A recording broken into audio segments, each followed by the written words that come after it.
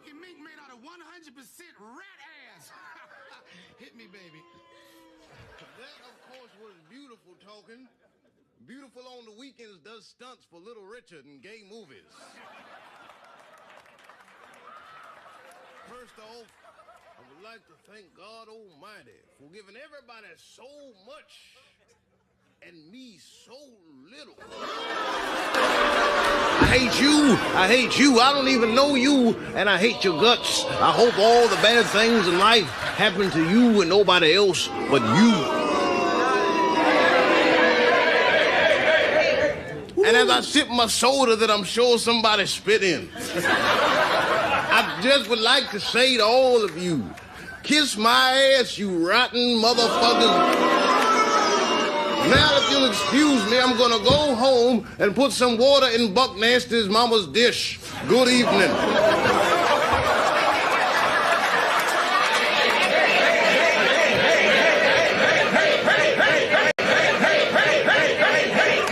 The winner of the 9th annual Player Hater of the Year award is... Look like a bootleg iced tea. Silky Johnston! Kiss my ass! I'm the biggest hater!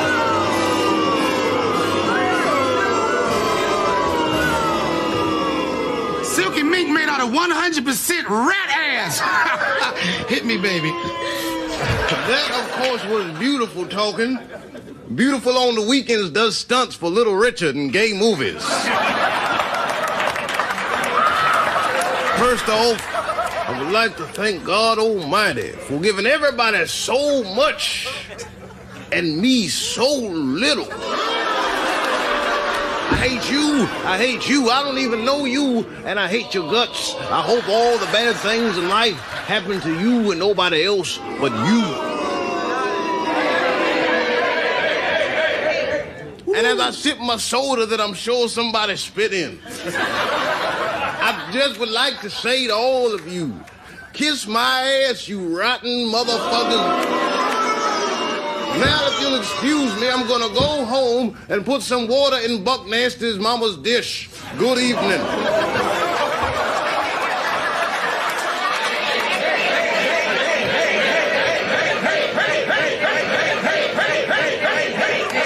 The winner of the 9th annual Player Hater of the Year award is... Look like a bootleg iced tea. Silky Johnston!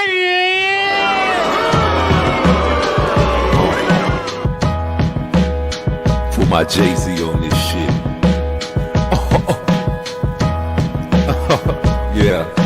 Looking for love until you're old and gray. Searching for love and it's so far away. Looking for love until you're old and gray. Lil' mama stay and let me play and let me brighten your day. You got a whole lot to say, gon' get off your chest. Got a beautiful neck, let me kiss that tech. Got a whole nother job and you're working on the night shift. No time for your nigga on the night shift. No time to repeat that tale. Better keep that tale, cause life ain't fair, yeah. I know you wanna go home, catch a nigga slipping and talking to his bitch on the cell phone. Bitch, you ain't never wrong, plus you ain't never home. Got a lot of money, but you still spend mine on looking for love until you're old and gray. Searching for love, and it's so far away. Looking for love. Let's go to Tijuana, let me put you in the sauna. Let me give you what you wanna, let me fuck all night. Plenty drink, plenty weed, we can smoke all night, right? Lil' mama just a fun girl. She like to smoke, like to drink, like to fuck, just a fun girl. I know you need love. It's like a drug. Yeah. What?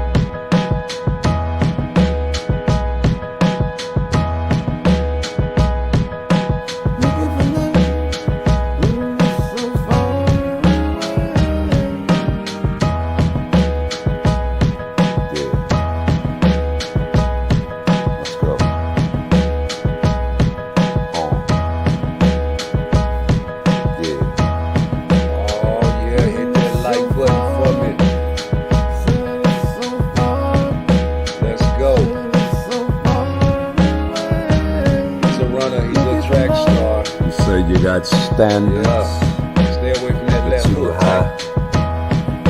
Let's Or you go. can just keep looking, baby. Be out there. Looking for love until you're old and gray. Keep looking. Searching for love. Oh man, what's up? What's up? Y'all know what time it is. We about to expose a lot of things today. This is my guy still to this day. You know. Hey, remember that Tony Harrison fight when he lost? A lot of you guys counted him out after that fight. I remember. And I was like, oh man, he gotta get that back. And then, you know, he got a little tune up, KO Jorge. And he came back and handled his business with Tony. My name is Tony, and I'm from the runnings, Lord, and I am internationally known. Yeah, Tony.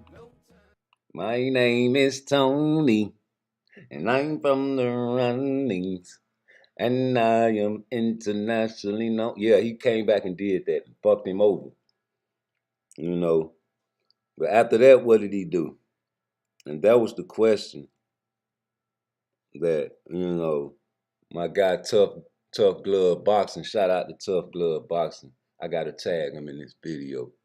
But yeah, he asked me like, what has Jermell Charlo done since, you know, a long time ago, since Tony Harrison, man.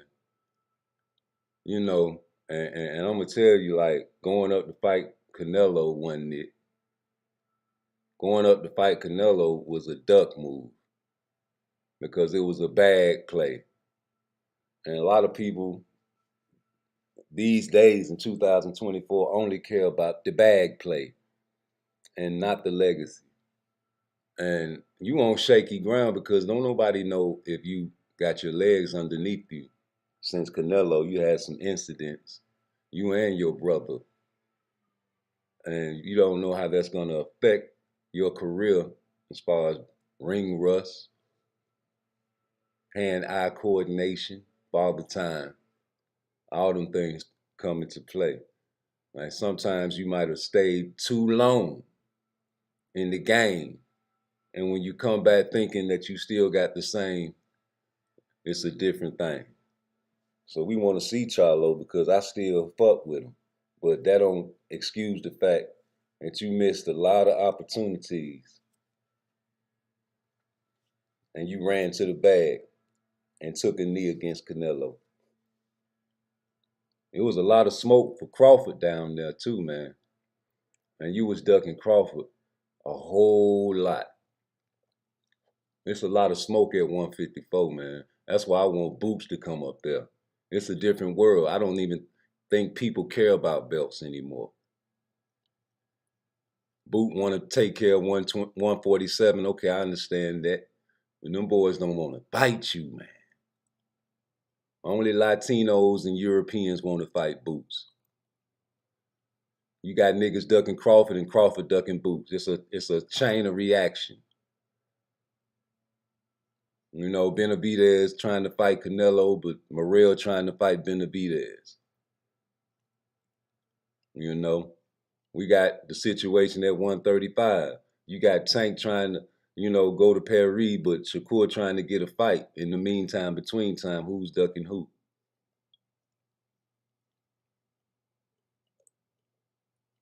Virgil Ortiz, you're a Mexican warrior. That's your style. You can't never switch your style up. You're going to have to always take punishment when you fight. You're too old to learn something new. You fight Crawford right now, you get destroyed. He know it. That's why he don't want no parts of Crawford. And it's been like that for a long time. He turned him down twice before. It's all on record. Nobody's making up nothing. But back to Charlo. Bro, you haven't done anything since Tony Harrison, man.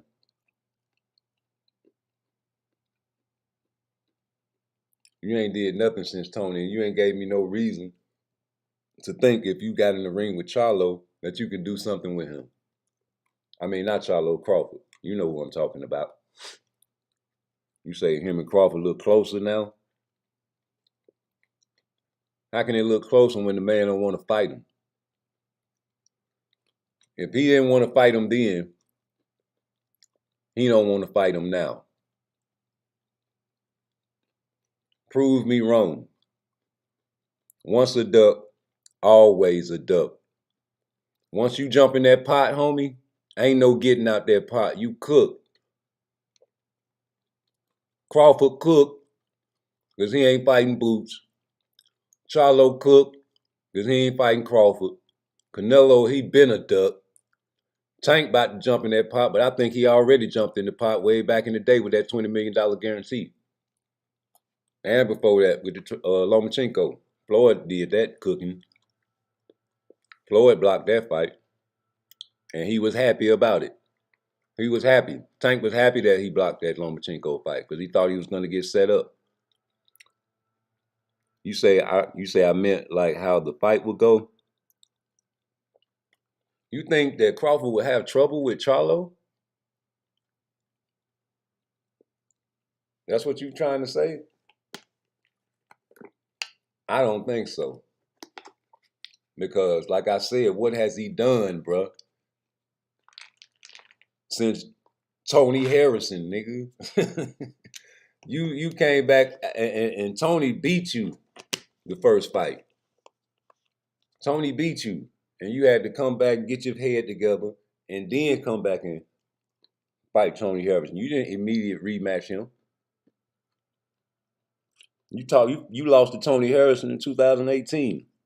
And you didn't fight him until 2019. But in between, you fought Jorge. Tune up. And you handle your business, but what have you done since Tony? Canelo? Castaño. That's what you mean. Come on, bro. A lot of these guys have these undefeated records, man, and don't be matched up with elite fighters, pound for pound fighters. Rolly Romero was undefeated. He was a champion. These guys have belts. Too many belts in the sport of boxing. Tank got an email belt and a freedom belt. Them belts don't mean shit. None of them belts mean shit unless you fighting each other. Fight these champions. What Tank next move is? He's the A side. He's supposed to send the terms in the contracts. You jumping in that pot if you send it to anybody else other than Shakur. Bud already said that he ain't fighting Boots. I don't know why people keep trying to get him in the ring with him. He let it be known that's not the fight we trying to make. So who he gonna fight next? Bud only want to fight these Europeans, homie. I'm telling you. And if it's not a European, it's got to be a Mexican. Bud fell under the brainwashing too. He's like, man, fuck it. I can't fight and make no money fighting these niggas. Same motto with Tank. Hell, y'all was okay with Canelo saying he ain't gonna fight no more Mexican fighters. I don't want to fight my people. No money in that. He make money anyway though, but I'm just saying, man. That's a duck move, nigga. It was some bad motherfuckers that was his peoples trying to fight him. Everybody want to fight Canelo. Just like everybody want to fight Tank. Ain't nobody ducking them, boy. Everybody want to fight anyway. It's a big money fight, pound for pound. He's stuck in Japan. He don't want to come over here and take these drug tests and wear the right type of glove. No, and fight some real contenders. Somebody gonna pull him up and wait.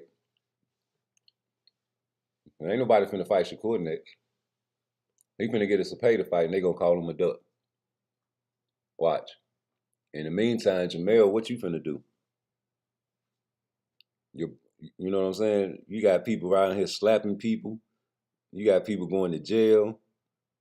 Ain't nobody talking about boxing. And we want to see Jermell get in the ring and do something with somebody. Virgil Ortiz is not it. Virgil Ortiz is washed up, if you ask me. Virgil Ortiz need to retire. He got too many health problems. Just went to the hospital. He got his shit broke. You're not it. You need to stay fighting the lower level competition. Get you some money and retire. Get you one more fight, Virgil. Because if you keep going in there and ducking and still taking punishment, you ducking and you still taking punishment. That's a fate. So I don't see it. And the Morrell hype, I've been told y'all, it's different from Boots. The eye test is way better, and the level of competition is better for Boots. I mean, the fact that Morrell came out in that last fight, I called it live.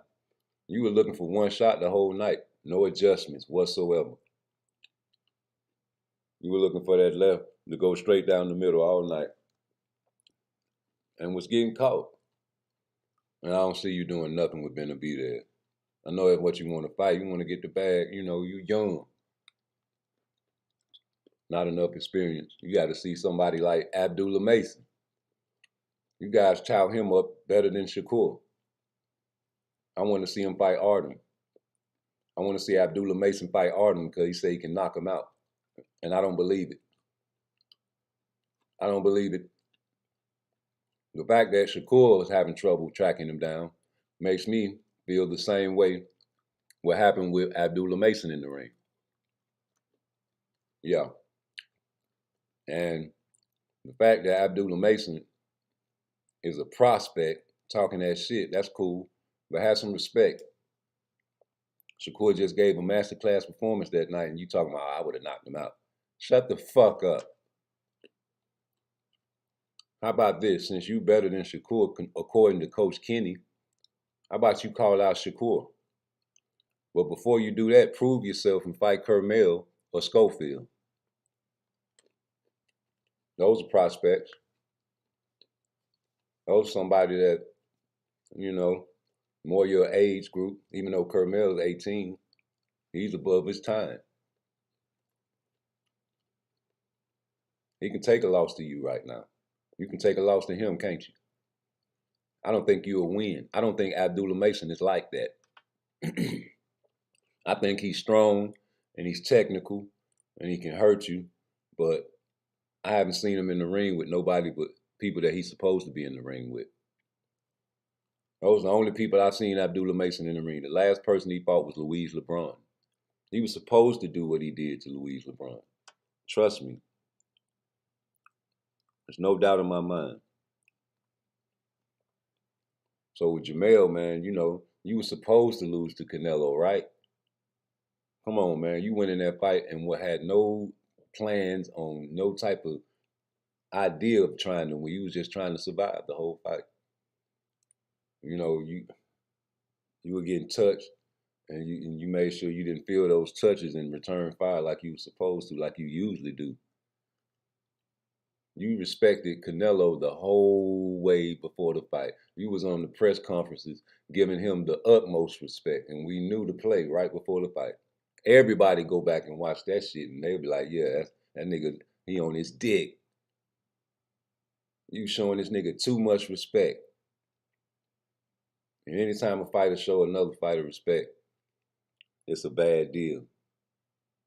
Like, I can see showing a man giving his props about him being skilled, but once the fight is on, and niggas talking shit on that mic, and everybody signed that contract, bro, it's Mike Tyson time, nigga. I eat your kids, nigga. You understand? So all this new shit, this French shit, this LeBron James, this Dwayne Wade shit, I ain't really too keen for that. I ain't like the fact Charlo was trying to fucking chum it up with, you know, Earl Spence. Because Earl wanted to fight them boys. Yeah, he did. Earl wanted to fight the Charlos. After he thought he was gonna beat Terrence Crawford, he was gonna try to probably go up there and fight them to get a Canelo fight problem. I guarantee you. That was the plan. He fucked the church money up. Hate. The fact that people don't want to see Canelo, as far as his fan base, fight Benavidez let you know it's fear. The fact that the fan base of Tank Davis don't really care too much if he don't send Shakur a contract is a sign of fear. Charlo, man, I don't know what the fuck kind of vacation you been taking. You been thugging it, my nigga. And ain't nobody respecting that. Ain't nobody respecting that vacation you taking. You getting in trouble. You're a bad role model for the children, homie. We want to see you get in the ring and fight. You ain't no dedication, no type of, you know, what kind of example? I thought she was a lion. So you one of them lazy lions that let everybody do the killing for you. Let all your bitches do the killing, huh? You ain't one of them hunting lions that ain't got no tribe. You go in there and kill all the men in the tribe, then take a bitch. You ain't one of them lions. Okay. We gonna have to drop you down in ranks, homie. Nigga gonna have to drop him out the motherfucking pound for pound if he don't show nothing, bro. You ain't did nothing, bro. I ain't seen you do nothing since Canelo, and you ain't did shit in the Canelo fight. You were disappointed and you embarrassed all black people that day, man. All real black people. Y'all remember when they was flashing cameras in the crowd that night and they showed every black person they showed, they started booing. It was lit that night. They showed Sugar Ray Leonard, they started booing. Boo! Every nigga you seen. They even booed Caleb Plant because he got a black wife. Boo! He tried to, box black. He boxed Canelo, so that's the excuse. Why they boo motherfucking all the legends that night? They even booed Ryan Garcia, but everybody booed him.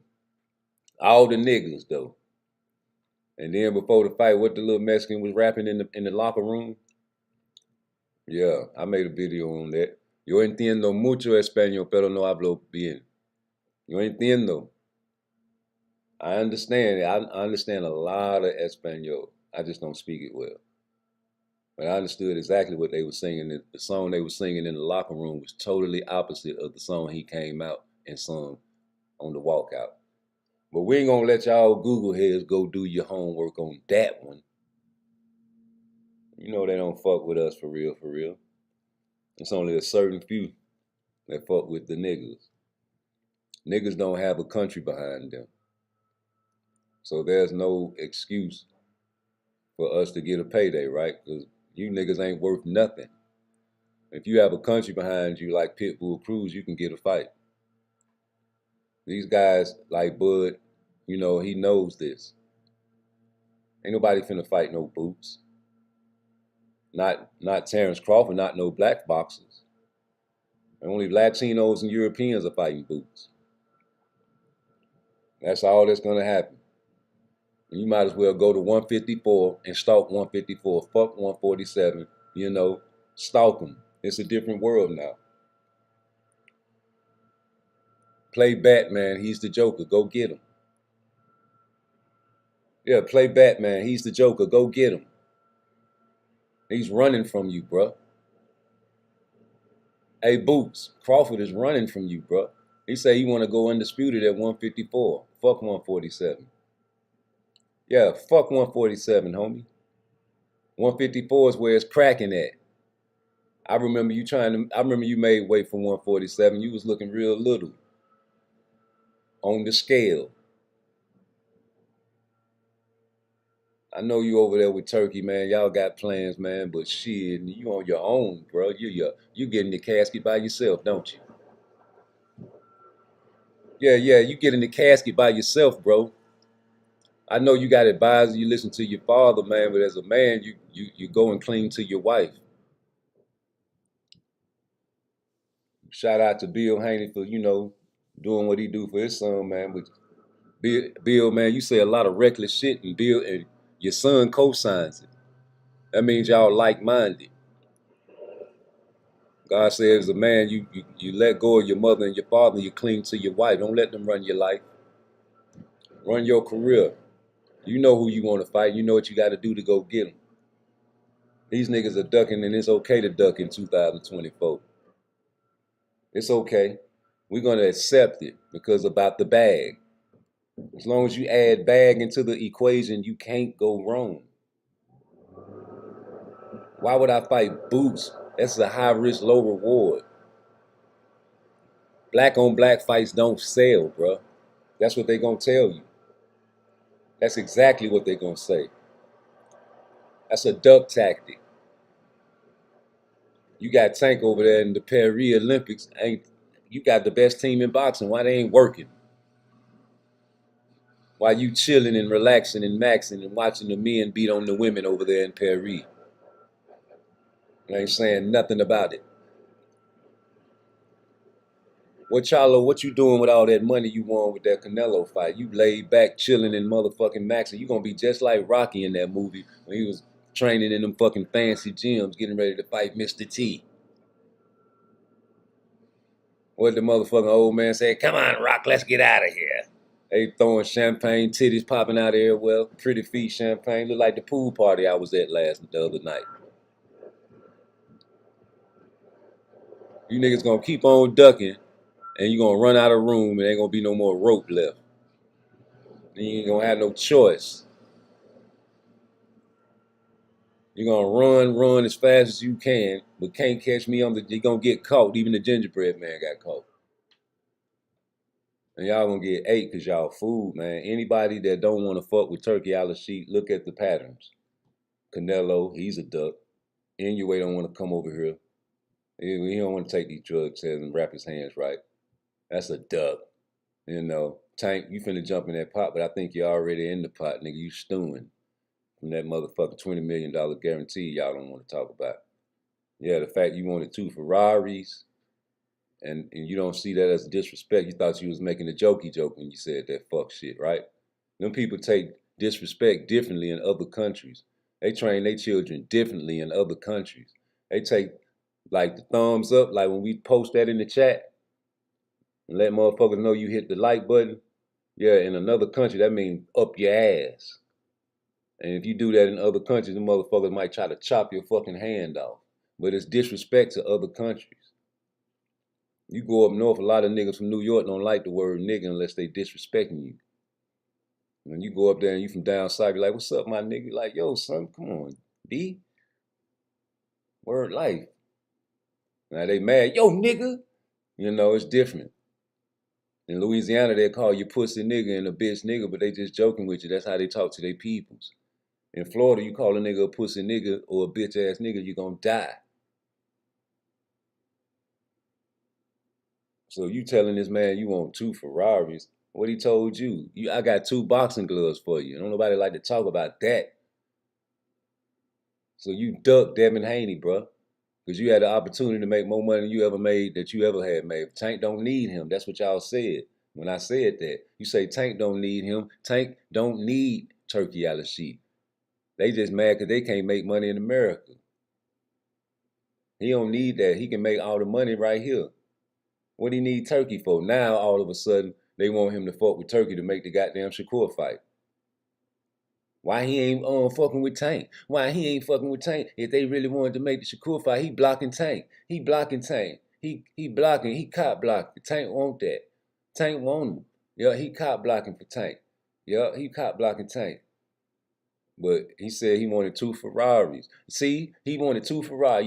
Yep. That's what he wanted. Why he ain't sent him 2 Ferraris? If he wanted to fight Tank, he would have sent him 2 Ferraris. See, he didn't want to fight Tank. He would have sent them 2 Ferraris. He would have had 2 Ferraris sitting at his door. They had a red one and a blue one just so them niggas don't think he gangbanging. Or he could have sent 2 black ones. Or he could have sent a black and a white one. He could have sent 2 Ferraris. And 2, but Tank got boxing gloves. He talking about, I got 2 boxing. Tank got plenty boxing gloves. Coach Calvin got all his belts in his 1-bedroom apartment, in his closet. Tank don't need them belts. Tank can fight Baranchak. He don't care. He can go get a belt over there. Well, you got to fight Shakur to get that belt for. That belt don't mean nothing. Tank got 2 belts right now. Tank got 2 belts. Tank got an email belt and a freedom belt. Tank got a freedom belt. Shakur ain't got no freedom belt, nigga. Frank Martin's still a slave. Yeah, we fought on Juneteenth, and Frank Martin won the freedom belt, and that meant somebody had to still be a slave because Tank won the freedom on Juneteenth, the day they set the free the slaves. So that means Frank Martin's still a slave. He went straight to the jewelry store after he got beat up. He went straight to the jewelry store, bought a chunk. Man, please. Charlo, man, I don't know what to tell you, bro. We want to see you fight something, that's worth our entertainment while. We don't get this time back. So when these niggas put on these boxing matches that's mismatchy, it's like a waste of our time. We gonna watch it, because we want to see you knock them guys out. But you wasting our time, bro. Like, it's time we can never get back. When you tune in to any type of chat, and it ain't what you want, you'll tune out. But this time you'll never get back. I got you, nigga. Huh? You say if Tank doesn't land a big shot on Shakur, do you have Tank? Never. You talking about a master boxer, homie. You talking about a master class boxer. I don't even think that's possible. I don't see nobody beating Shakur Stevenson if he boxes them. Now, if you get them to trick you into trying to change your style and engage with Tank, you're going to get hurt. I don't see nobody beating this. I don't see nobody beating this nigga, man. And it's just not me. It's the boxing experts. It's the boxing experts. It's the trainers. Even, Raymond Mordecai's father say, man, we want to fight you, man, because you're the best. Yeah, and then you hear the Ellie Setback talking to the trainer. You're like, yo, why is it? Even Virgil Ortiz's father says, man, Shakur is one of the guys that will never lose. We're not talking about the fight fans, though. We're talking about the behind the scenes, the trainers. Robert Garcia, scared to bet any kind of money. I ain't got that type of money. I ain't got that type of money, man. Yeah, he tried to bet the man $100,000. That man said, I ain't got that type of money. He sounded like an old-ass black man, just got off of work and had a big, long-ass, cool cigarette in his mouth and was fixing on the car. And the cigarette don't never drop out the mouth while he talking. Hey, pass me a wrench over there and give me a beer. You say, bet $100,000. Nigga, I ain't got that type of money. I'll bet you 100. Yeah, that's what he said to Shakur on the phone, FaceTime. But you're not finna outbox no Shakur, bro. You got to cut that ring off and hurt him, homie. That's what you're going to have to do. That's your job. You got to run just like Tank running in that video. And you taking that left hand away. You see that, Devin? You see that, Devin? See that boxing? See that beautiful boxing Tank doing? You see that? That's what you got to do when you fight Tank, man. You got to do exactly what Tank doing in this video, bro, when you fight Tank Davis. You got to run, my nigga. You got to take that motherfucking power hand away, and you got to run and counter him, bro. And make him reach, just like he made Ryan Garcia reach. And you see that the IQ is higher than Ryan's. Ryan only has a left hook. So if you're disciplined and you do your training and do your studies and your game film, it's basic mathematics. You go with the attributes first. You got the size advantage. Then you go with the toolbox. What tools do they have? Tank has a power drill. They say he's great at boxing, but is he better than Shakur at boxing? He's better at power, but he's not better at boxing IQ, if you ask me.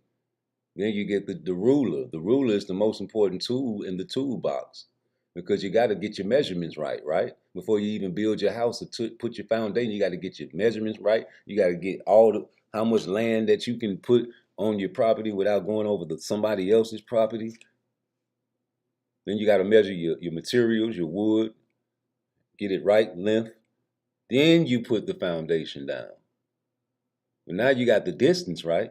Now, don't think that Shakur doesn't have a hammer in his toolbox. He might not have a power drill, but he does get stoppages. His power connect percentage is third among championship caliber fighters.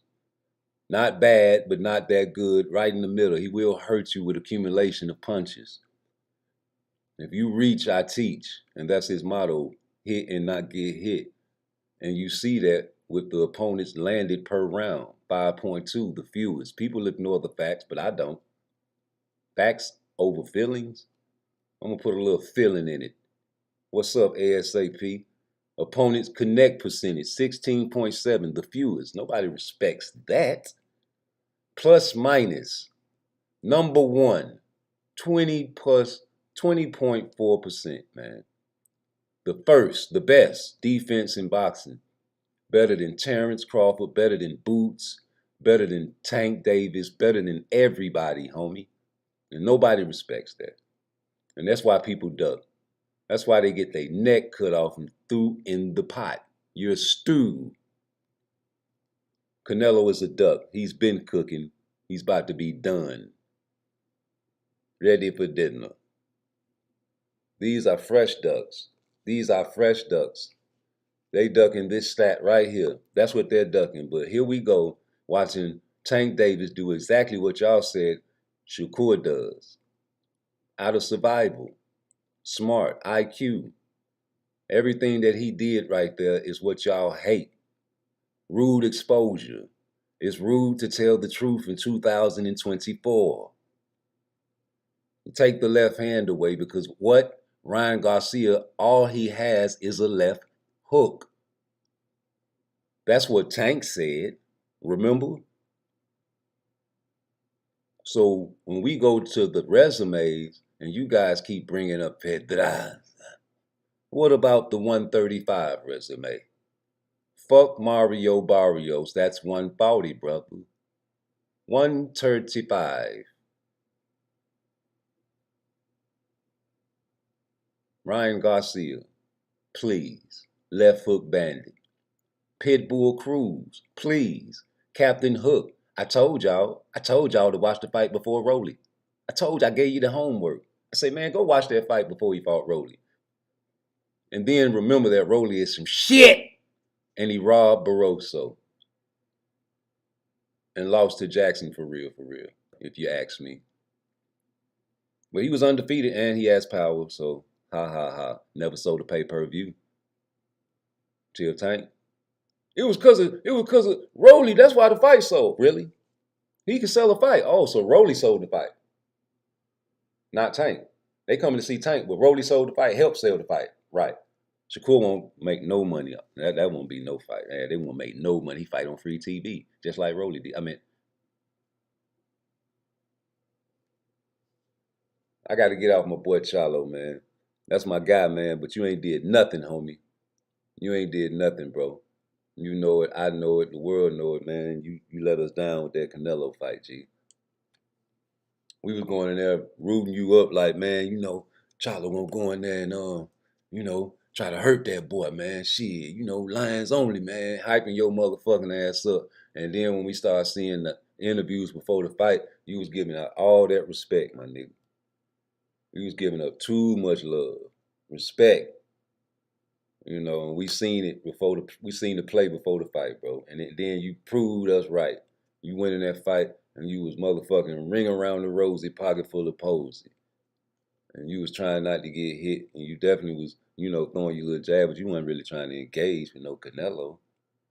The fact that he hit you on your shoulder and you respect that part of the game, let me know. When he finally made them hands drop low enough and caught you, you dropped to your knee. That's why I tell y'all, man, I don't think Crawford will have that bad of a go with Canelo either. That's why Canelo don't want to fight that man. Hey, Crawford, he don't want to fight you, bro. What you gonna do? You a bully. You want to keep chasing motherfuckers that don't want to fight you? Hey, Benavidez, that man don't want to fight you. What you gonna do? You gonna keep chasing Canelo? He don't want to fight you. You was a bully. Yeah, nigga, go knock out Morrell since he's so, underneath you and prove all the fight fans wrong. Hey, Shakur, what's up? You in Paris. They say you the A side. It's up to you on your terms. That's what Coach Calvin told Leonard Ellaby. Oh, man, I wish I could make that into a T-shirt. On his terms. It's going to be on Tank terms and Tank terms only.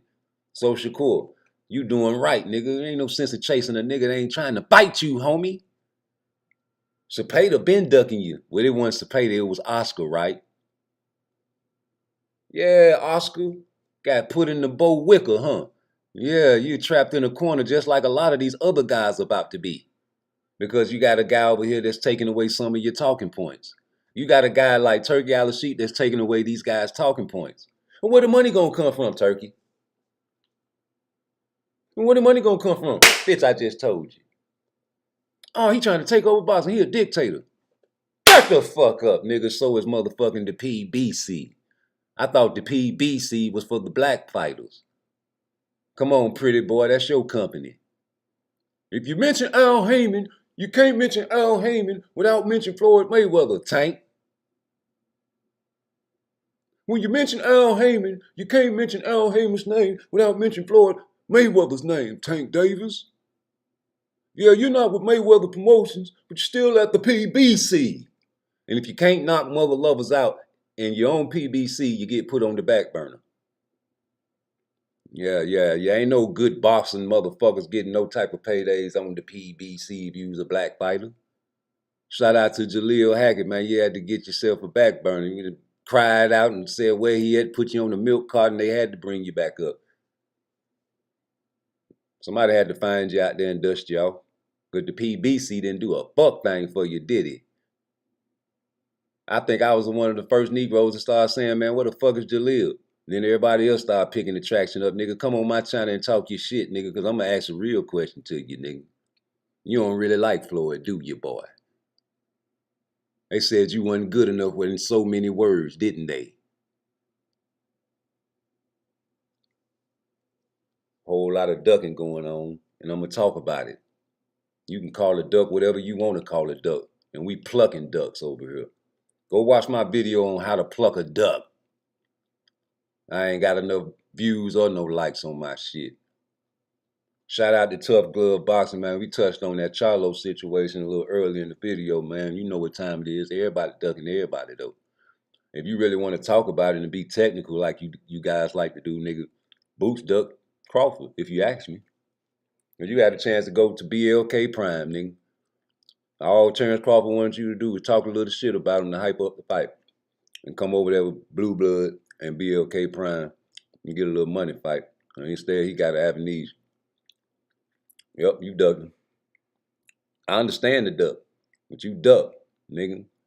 You know, I understand it, though. Just because I understand don't mean I like it. Boots. Terrence Crawford ducking you now, though. You ain't got your situation back right. You over there with the sheet, too. So put that bag up, what he gonna do? But it's still not a good fight. You got even Shakur saying he don't want to see that fight between you guys because he like both of y'all with the French shit. I baptize and chastise my own fighters over here. I don't like that shit. I want you to fight Keyshawn. But I know you're going to dog walk him, and Keyshawn know you're going to get dog walk too, don't you, Keyshawn? That's why you try to make friends with a motherfucker you can't beat. Hold on, y'all.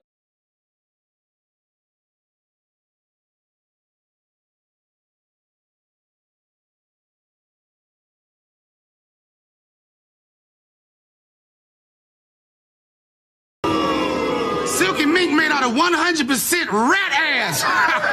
Hit me, baby. That, of course, was beautiful talking. Beautiful on the weekends does stunts for Little Richard and gay movies.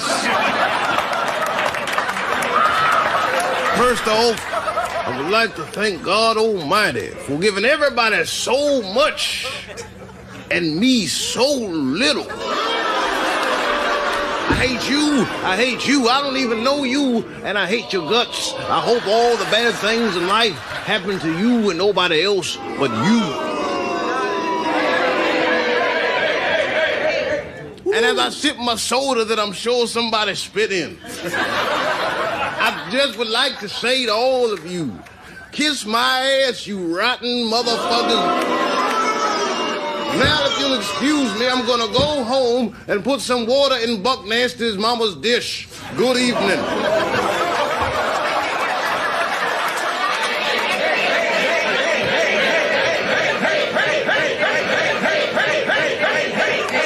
The winner of the 9th annual Player Hater of the Year award is Silky Johnston.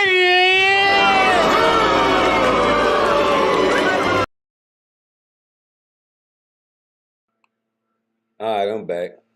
Yeah, man. Let's get into this shit though, cause I got a lot to talk about. I want to talk to the fans right quick though. So let me take this shit off. I just want to talk to the fans right quick.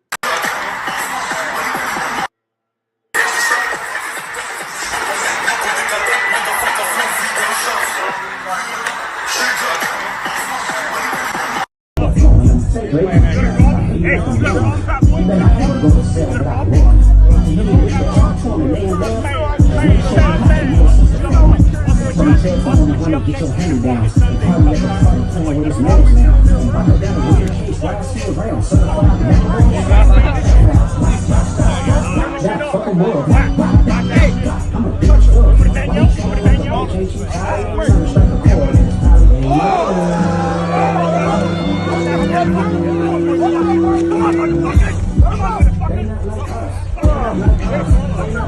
What's up, nigga? What's up, nigga? What's up, nigga? What's up, niggas up?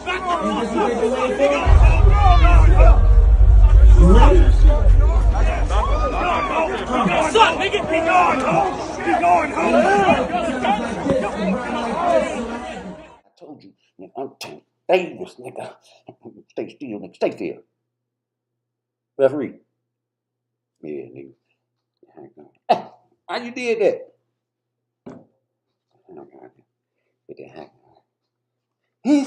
Oh, come on, man. Be still. Don't nobody want to fight that. Don't nobody want to fight nobody like that. We need boxers that's going to, make us look good in the ring. Like, why would I put Tank in a position like that? You fight somebody going to run all day and then hit him with shit that don't even hurt. Yeah, he going to be hitting him and shit. But this shit ain't going to hurt. And like, man, come on, man. Oh, you ain't going to let me hit you?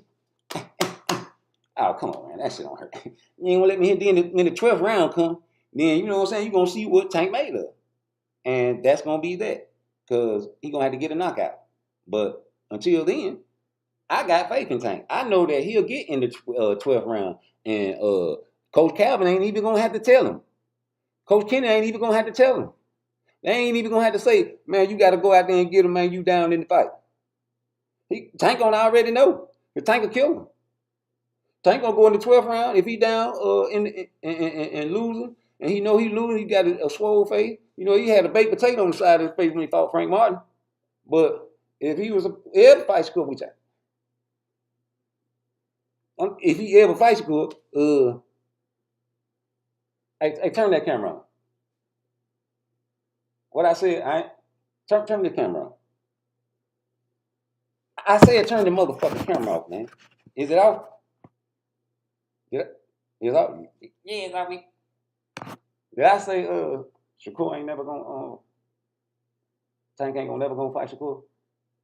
Rewind that shit and make sure I ain't said that. Because if I did, you gonna have to cut that out. I don't give a fuck about the money. But it's true shit, nigga. Man, fuck Shakur Stevenson, nigga. Yeah, I said it, nigga. This shit better not be recorded, nigga. You know what time it is. But like I said, nigga, Tank ain't never gonna fight no fucking Shakur.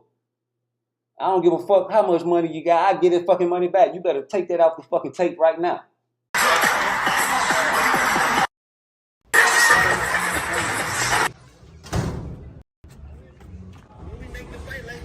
Let's get 100K, bro. Oh shit! 100K for which fight, Shakur? Me versus Raymond Moritaya. What is it gonna happen though? Is it gonna happen though? Is it gonna happen? December or what? Yeah. I like it. Well, I don't know. It didn't happen for July. I mean, I didn't know. Tyrone never brought that to the table, bro. No, they told us the same shit. It's fine. So what do you think? 100K. He's betting on himself. Like, I don't bet when our fighters fight. I don't bet when our guys fight. We could do something else, but I don't bet when our guys fight. I'll tell you that. I'll bet on something else if you want. Somebody else. But not when our guys fight. I don't bet when our guys fight. What about Robert? You can talk to him. I don't know. Where's he at? He's in the gym. Is he in the gym? Let's go find him. Sparring. Let's see what Robert said. Robert might do it. Shakur Stevenson just offered to bet $100,000. What up, champ? I'm like, who the fuck is this? But now I know who it is. He wants to bet $100,000. If he fights Raymond, he's gonna bet you $100,000 that he wins the I fight. don't have the money, fucker. You make millions. I don't make that money.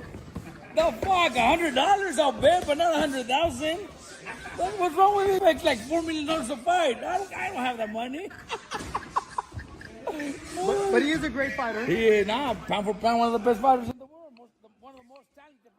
Now y'all see this shit, right? You heard this man. This man don't want no smoke. I ain't got that type of money. From what I understand, your last fight with Top Rank, I really don't know. I don't get into that business, but we would love that opportunity for sure. Yeah, but not 100,000. I don't have that. Maybe 100. Maybe 1,000. Not 100. He said we'll make it happen. All right, but we'll make it happen, champ. All right, take it easy. Hold on, Shakur, hold on. I'm going to walk outside. So Shakur Stevenson, he just offered to bet Pita and Robert. So you just offered to bet Pita and Robert $100K for the Ray Murataya fight. That shows a lot of confidence. Cause I know what that fight is. He's a good fighter, but his levels. Do you think the fight happens? Yeah. I mean, why wouldn't it happen? I mean, the only reason it didn't happen because I didn't know nothing about the fight, so I didn't know that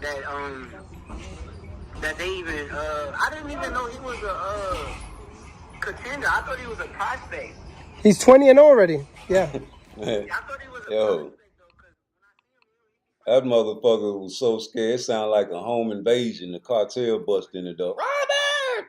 No, don't bet him, please. Don't bet that. The rank is number 2 for my belt, so it's gonna happen.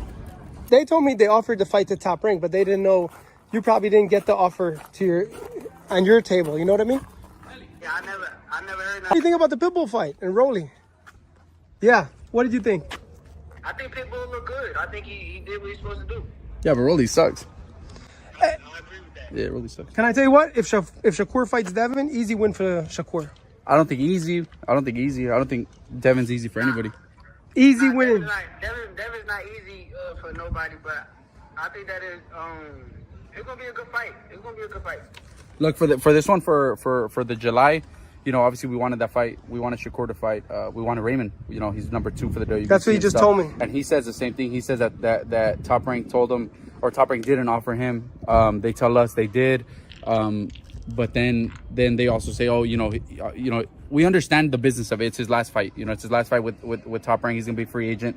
Top Rank, you know, says what they say, but you know, he says they didn't offer it. They tell us they did. But like he said, you know, we could get it done. We could get it done after. You know, that's something that Raymond wants. You know, he wants to fight for the world title. We know Shakur is he's the most difficult guy, the best guy to fight at 135. Best defensive that's what boxing. Raymond wants. You know, that's what Raymond wants. You know, that's what the whole team wants. We understand it's the most difficult fight and it's a tough fight, but you know, we wanted it for July. You know, he's going a different direction. He's fighting who he's fighting. But you know, we could get it done for, you know, later in the year if he comes back to Top Rank for another fight. Shakur, I've been covering boxing for many years. I've never heard of a fighter willing to bet $100,000 on his fight. Never heard that. That shows. Yeah, he's asking the wrong people. I don't like to bet when our guys fight. I've done it before. I did it once. Remember when Licona fought for the title? Yes. I did it and I bet and I don't know. It just He makes lost me the last feel like round, different I when I'm think. working the fight. So I don't like to bet. And then my dad's like, nah, fuck you. You make too much money. He could bet us fucking $1,000. He could bet my dad $1,000 if he wants, not $1,000. Nah, I like to bet big. I don't want to bet if it ain't big. But, See what I mean? That's you make too much money. He could bet us fucking $1,000. He could bet my dad $1,000 if he wants, not $100,000. I like to bet big. I don't want to bet if it ain't big. But, See what I mean? That's different. Myself, that's it. Yeah. Hey, Shakur, what do you think about Earl Spence and Fundora? Who wins that one? I think Earl wins. I think that Earl gonna cut the distance and make it an inside fight.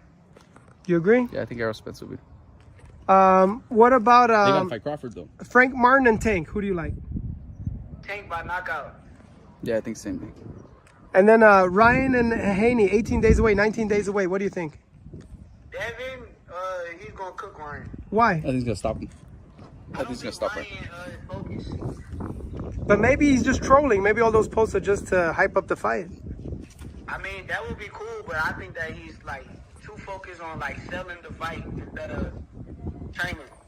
I think even if he was 100% focused, I don't think he could beat Devin. So, if he's a better fight though. Yeah. And I have to ask you this. So I talked to Pitbull after the fight, just me and him. I don't know if you saw the video. And I said, hey, Shakur. Okay, I told him the truth that you said you want to fight him, correct? Yeah. And what do you think about his response? He said, I don't want to fight Shakur. He's not ready for me. Who said that? Pitbull. I mean, he know that I beat him. He know that I will beat him. Like he not trying to fight against somebody he know that he'll lose against. What do you think about a fight? I told you inside when we were talking about Pitbull that I thought this was a good fight for him to look good because I don't think Rollies is that good of a fighter. But I told you I think guys like Devin Haney, Shakur, these guys will give him too much trouble because of their footwork. They step around him. He doesn't know how to cut the ring off. He's real slow on his feet. He throws one shot at a time, and somebody who could box and move him, they'll have I don't want to say an easy night because I don't think Pitbull will be easy for anybody, but they won't have too much difficulty beating him. What do you think, you and Pitbull? I think that I'll cook him. I think that'll be an easy fight for me. He's too he's right there. He's a punching bag for me. I think for these guys, I think for Shakur, for Devin, and those guys, you got to get somebody else who has a skill too. You can't just be a straight come forward fighter. You have to have a good jab. You have to have physical advantages too. Like you got to be bigger. You got to have some length. Pitbull is like short. His arms are too small. Like lengthwise, it's just all bad for . That's why, like when he was gonna fight Oscar Valdez, I always thought the same thing. I thought he would have an easy night with Valdez, just because even the physical attributes, like he's just too small for him. Like that's all it is. They're too small. They don't present too much of a challenge. You got to be big. You got to be fast. You got to have some physical stuff to be able to beat Shakur, Devin, these guys that are top level. Pete, there's only one fighter in boxing that people tell me will never lose, and that is Shakur. People tell me. I hear that all the time. Virgil Ortiz Sr. told me every year. People, you hear that a lot, Shakur? No. Bam's not losing either. What the fuck? Bam's not losing, Shakur? Bam is a beast. He's fighting Gallos. Nah, I don't think nobody at that weight. Yeah, I'm gonna go back in a second. Nobody beats Bam. Nah.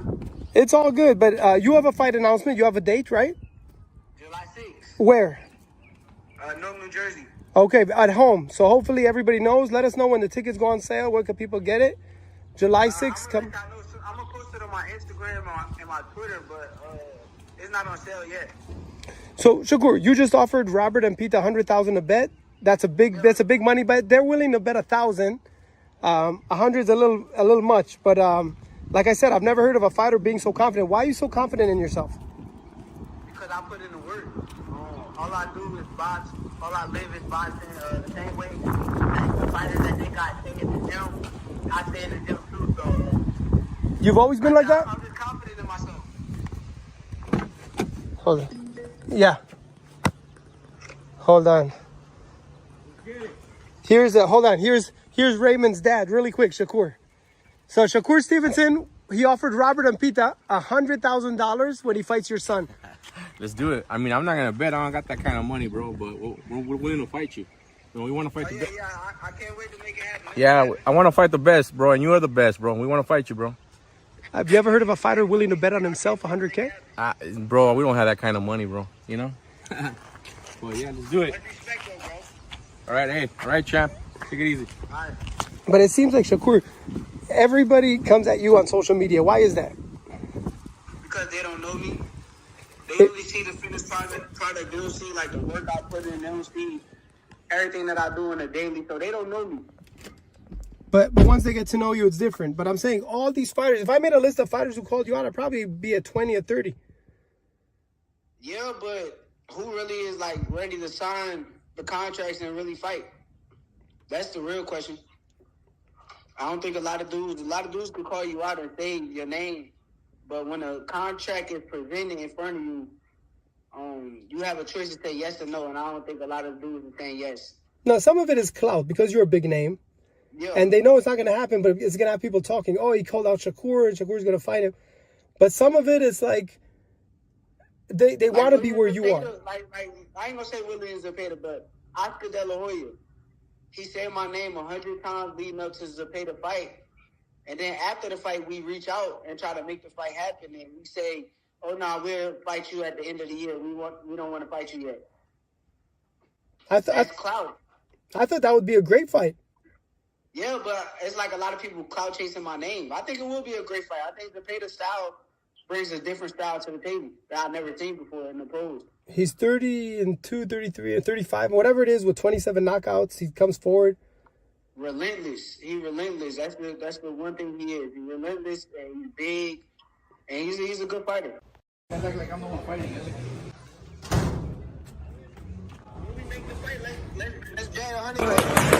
Oh shit! 100K. But which fight? One thing we don't believe in this camp. We don't believe in power punches. What do you think? think? Smart, brains. It's not power punches. You don't win fights with power punches. We'll fight with brains. We believe in smarts around here. Ask Jeff Lacy, he'll tell you. Push it.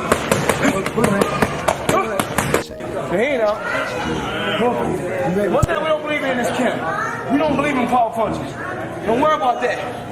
Smarts, brains. It's not power punching. You don't win fights with power punches. We'll fight with brains. We believe in smarts around here. Ask Jeff Lacy, he'll tell you. Push it. The hand out.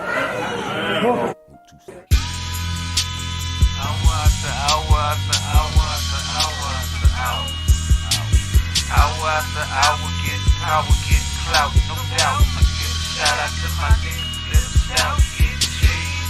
Smoking personality, the rap fucking disease, fucking DD, please. Misunderstandings get you killed, 7 times quicker than you man.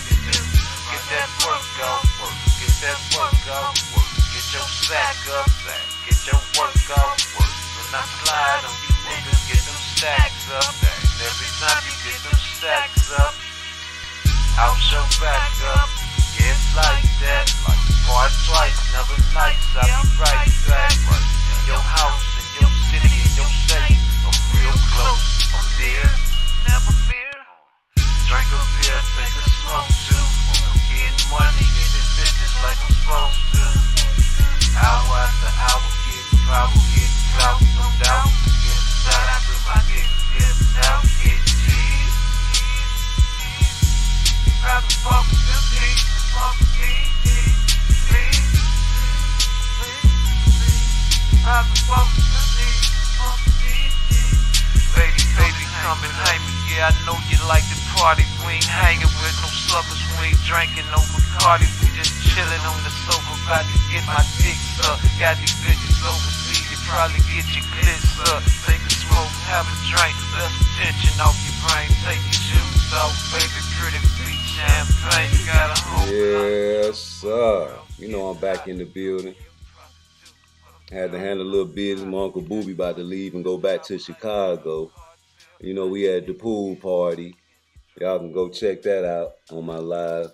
Chicago legends, all kinds of Chicago legends at that party. Played a little chess, you know, exercised the brain. I lost 2 straight matches. No shame. I love playing guys that's way better than me. That's what it's all about, right? Trying to get your game better. You can't keep fighting guys that are on your same level. When you fight guys that's on your same level, you're going to stay the same, or you're going to get a little better, but not as good as you can get if you fight somebody that's on your level or better. Just because somebody is better than you does not mean that you do not fight them, right? Because these are high risk, low reward does not mean you don't fight him, because if you fight that high risk, low reward, and you win, brother, then you have put yourself on a plateau that nobody can disrespect. Nobody can never say any bad thing about Tank Davis if he fights Shakur Stevenson, whether he wins or loses. Nobody can say anything bad about Terrence Crawford, whether he wins or loses against Boots. But if they win, brother, there's nothing you definitely can say about these guys. The fact that they took the fight is enough. And that's why I respect people like Oshino. That's why I respect people like Edwin De Los Santos. That's why I respect Artem. That's why I respect Cody Crowley, even though he couldn't perform and take the fight. We respect Avanesian. We respect these guys because they get in the ring with the best. You get in the ring with the best, you have respect forever until I die on rude exposure. We don't believe in power punches. Don't worry about that. Smarts, brains. It's not power punches. You don't win fights with power punches. We'll fight with brains. We believe in smarts around here. Ask Jeff Lacy, he'll tell you. Push it. The hand out. One thing we don't believe believe in this camp. We don't believe in power punches. Don't worry about that. Smarts, brains, it's not power punching. You don't win fights with power punches. We win fight with brains. We believe in smarts around here. Ask Jeff Lacey, he'll tell you. Push it.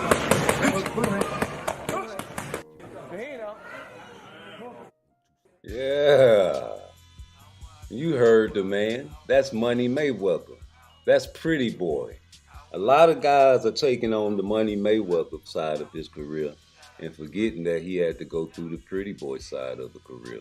The PBC, the Pretty Boy company, the Pretty Boy champion. You can't mention Al Heyman without mentioning Floyd Mayweather's name.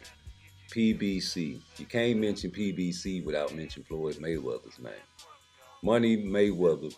Mayweather Promotions is PBC. PBC is Mayweather Promotions.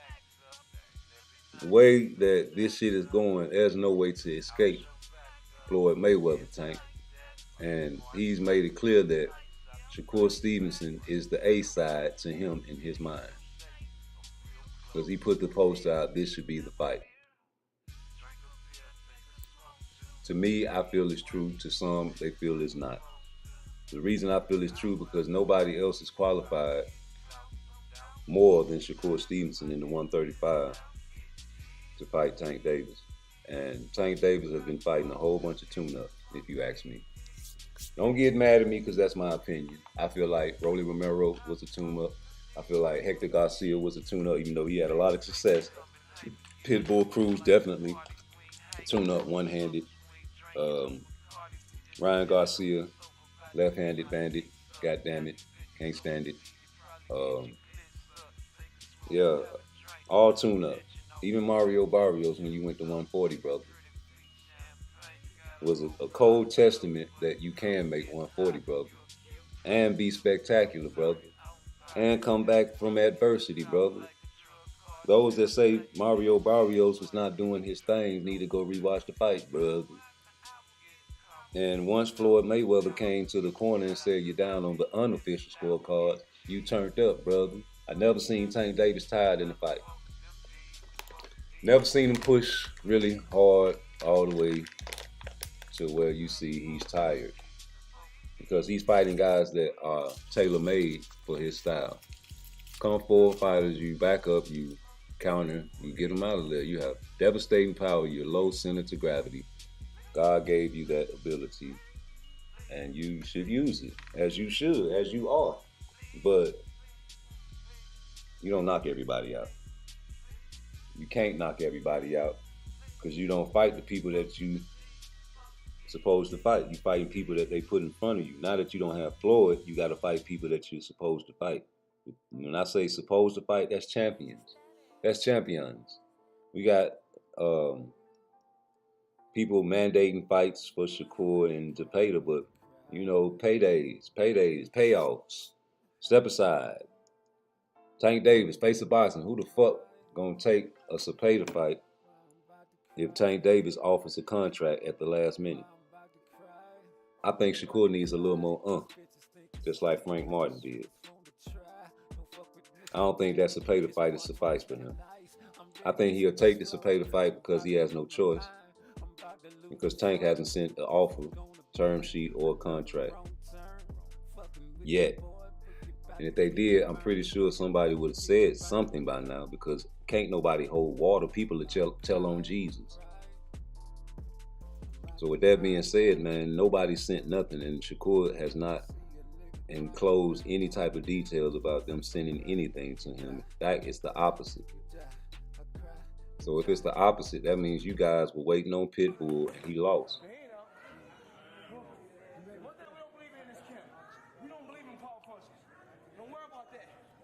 You was waiting on Pitbull and he lost, bro. So what's next? Rayo? Don't you do that. Don't you do that to El Rayo.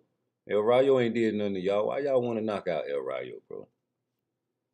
Why y'all want to go knock out El Rayo? El Rayo got a chance to cement his legacy. El Rayo will have a better legacy fight if he goes and rematches Edwin De Los Santos, and beats him. Then fight Tank. That would cement El Rayo's revenge tour, and I feel like he will have more bargaining chips like Coach Calvin told Shakur to have. He told Shakur Stevenson to go back to the build yourself up so you can come to the table for Tank with some bargaining chips. He was on Fanon when he said that. And I just want you to keep the same energy because El Rayo has gotten knocked out and lost to Colbert, which I don't agree with. And I think the El Rayo and Edwin De Los Santos fight was a last-minute deal and wasn't prepared for somebody like that. You can last-minute fight a guy like Pitbull Cruz because he's one-dimensional. You know what fight I'll be satisfied with if we can't get,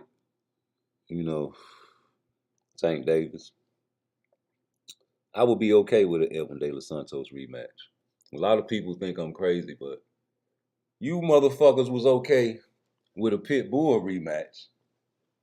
So I guess he's ducking if he takes the Edwin De Los Santos rematch. I'm real big on revenge, if you didn't notice by now. I don't believe if a boxer loses that he's through. I'm the one that believes that a boxer can have a bad night, or sometimes it just, not meant to be. And only way you can find that out is if they fight twice, right? Sometimes 3 times, because trilogies do happen. You might have a victory, a loss, and a draw. You might have a loss, a draw, and a victory. You might have a draw, a loss, and a loss. You might have a win, a draw, and a draw. You don't know what's going to happen. You don't know what God has in store.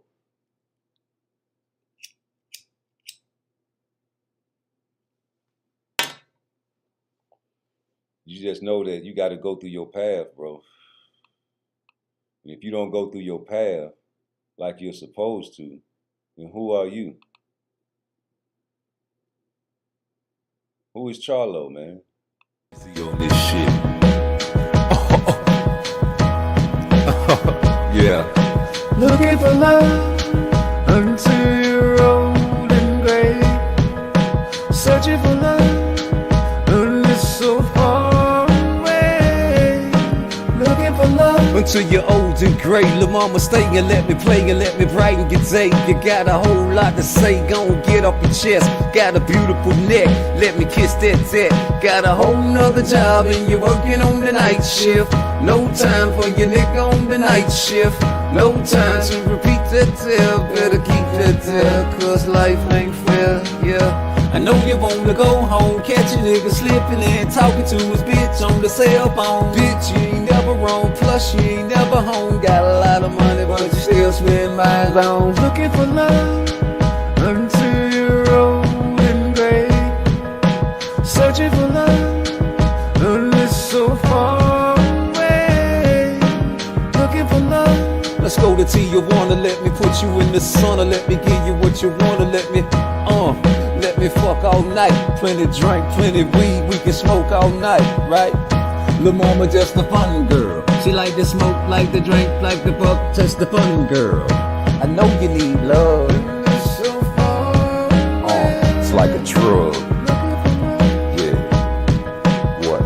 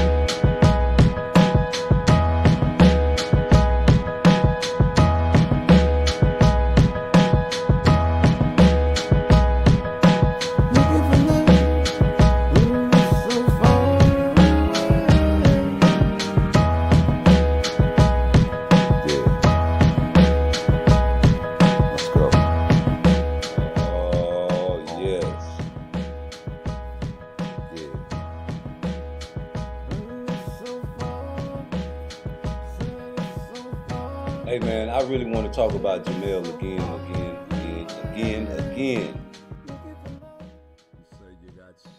What do you think alcohol does to the body? First of all, it destroys the brain.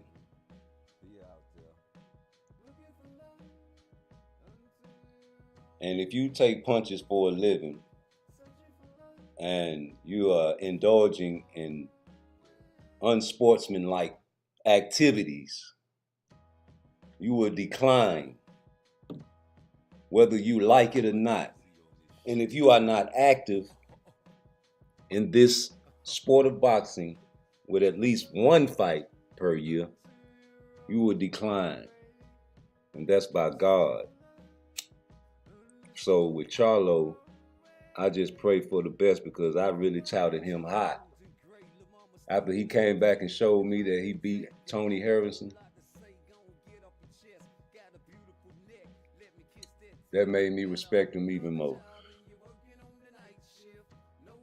But the damage that the alcohol has done to a lot of fighters, even Canelo, they'll never be the same. And that's why they are not fighting these guys, because they know they can't beat them. Virgil Ortiz, I don't know what he does on the outside, but you know the Mexican culture, they like to drink the cervezas.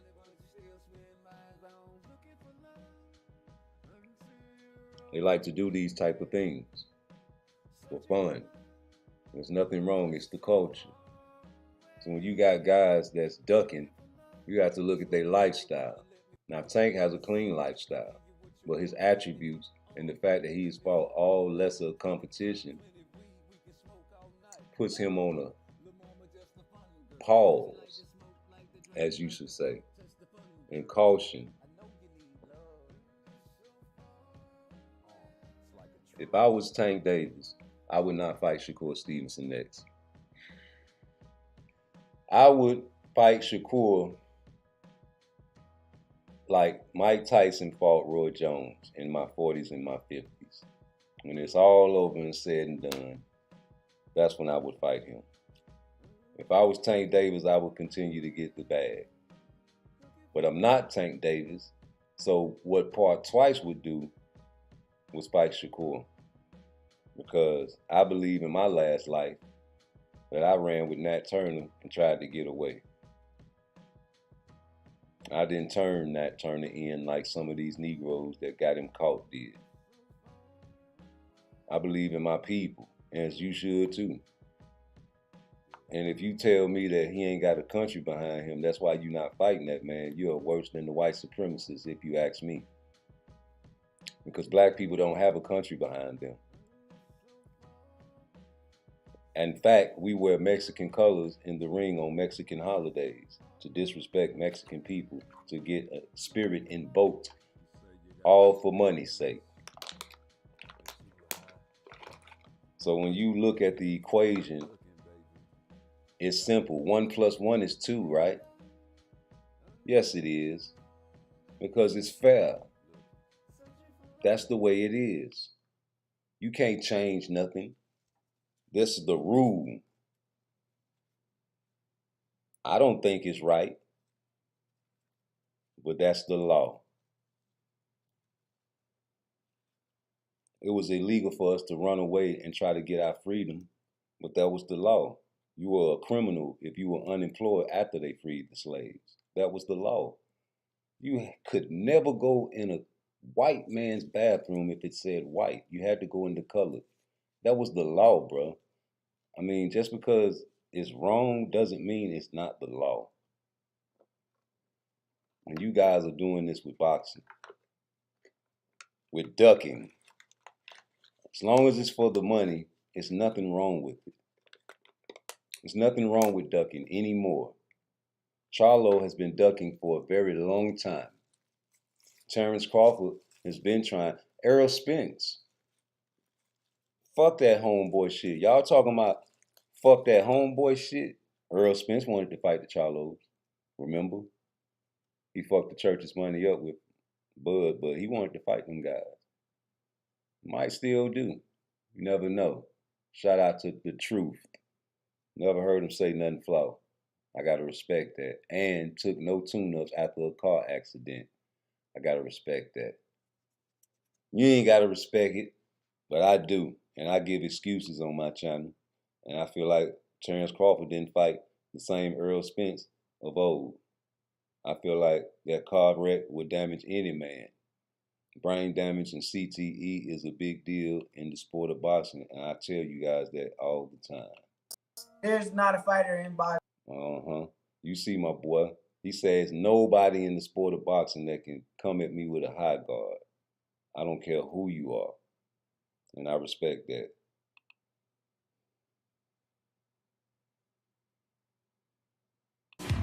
What round that was? The 8th or 9th round? I think he dropped him in the 7th or the 8th. I think it was either the 7th or the 8th and finished him in the 11th. And I'm gonna give you a secret on that. Check fucking second guessed himself in that fight. He could have been got his ass out of there. I see it in his face in the corner. But once he seen it, tell him, Kenny, what he did. Went to fucking work, didn't he, Kenny? It was over.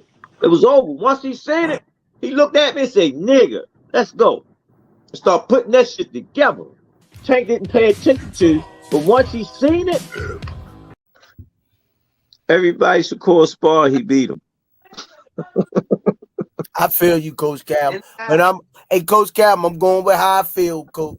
Smoothie King. Now, he gonna run into a wall one day, Coach Cam. He gonna run into a wall. Right back at you with another one. I got what you saying, Coach. She loving the Nizzy for Chizzy, my Nizzy. Tell him to have the same type of energy that he came on social media with today. Tell him to send the contract over, or we send the contract to him. However it go, tell him to fight me. If he really feel that, and then even with the sparring, like this dude is cap. This dude is a liar. This dude going social media lying, like, dude. That's what blood does. What did you ever do to me in sparring? I mean, Richardson, somebody that beat with him. Ask him. Go ask him. He was there for every sparring session we had. He never cracked me. I mean, maybe he landed a good shot, but never did I feel a shot. Never did he buzz me. Never did he hurt me. I landed good shots on him too. Pour it on. So that's what you're trained to do. And this is what everybody asks for in his last. Coming up, he making up stuff right now. Like that dude, you know, that dude get to feeling himself and feeling like he's something that he's not in. And to the world, he look like a killer, but I can't wait. I'm gonna expose him. I'm gonna expose him. I promise you, I'm gonna expose him. Watch. I'm gonna be the person to expose him. I'm gonna be the person that he going there. He not gonna knock out. He not gonna hurt. He got to go 12 rounds with somebody, and somebody gonna be beating him. He ain't gonna like that shit. That shit gonna See mess with his Shakur heart. closing in on Jermell here. The blood excited him. He sees weakness in his opponent.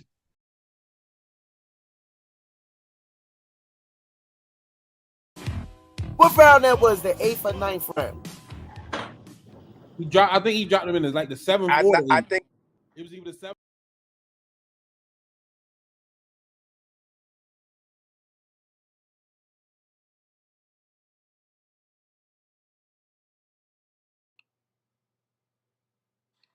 What round that was? The 8th or 9th round? I think he dropped. Oh, run that shit back. Hey, Paul twice, run that shit back.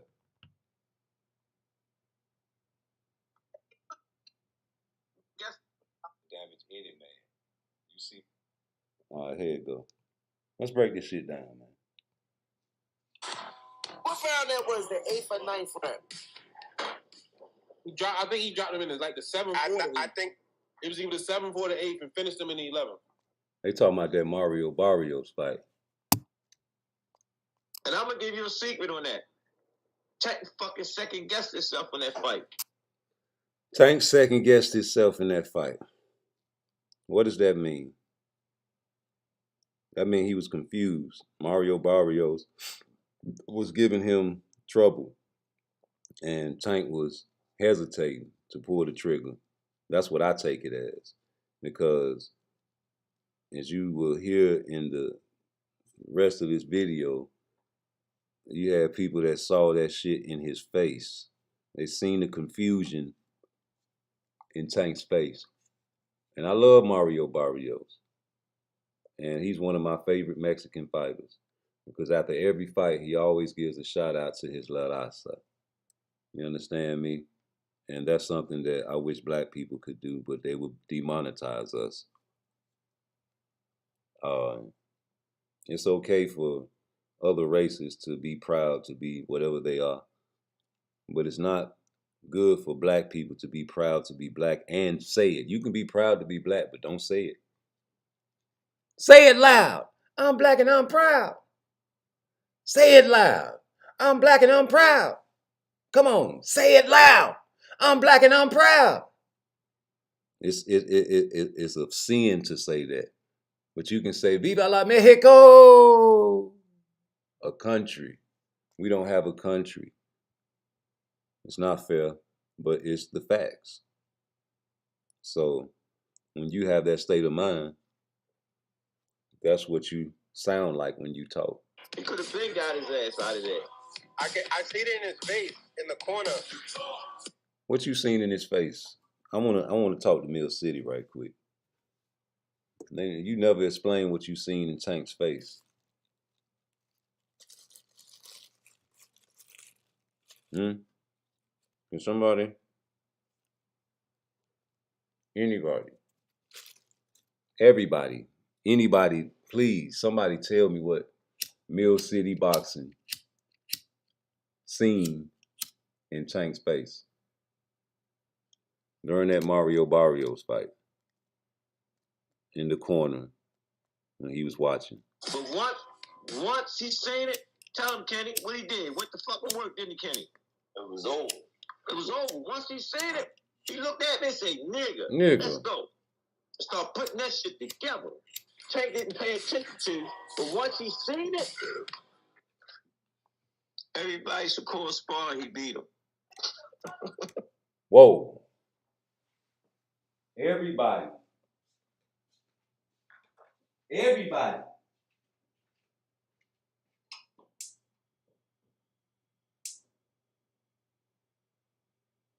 Everybody.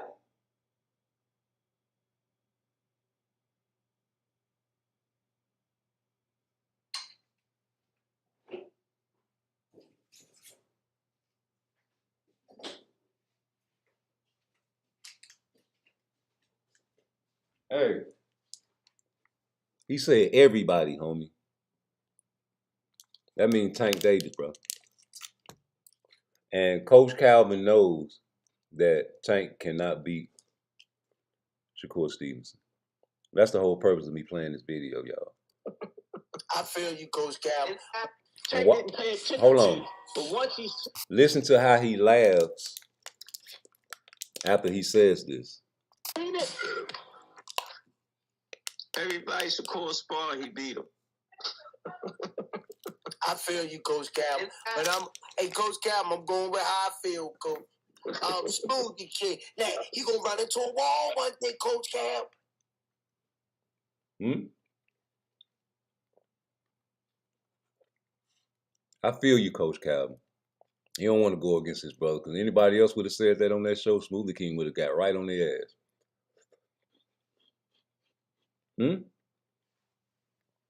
That's Coach Calvin's show, nigga. He's the orchestrator of dialogue on the Rise podcast. And that offended Smoothie King. Right back at you. And he said he's gonna run into a brick wall one day. And that brick wall he was talking about was Tank, but you know he don't say Tank now, he say him. You're gonna run into a wall. Right back at you with another one. I got what you're saying, Coach.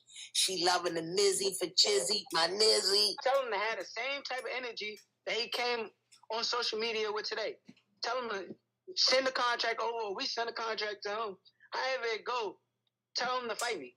If he really feel that, and then even with the sparring, like this dude is cap. This dude is a liar. This dude going social media lying, like, dude. That's what blood does.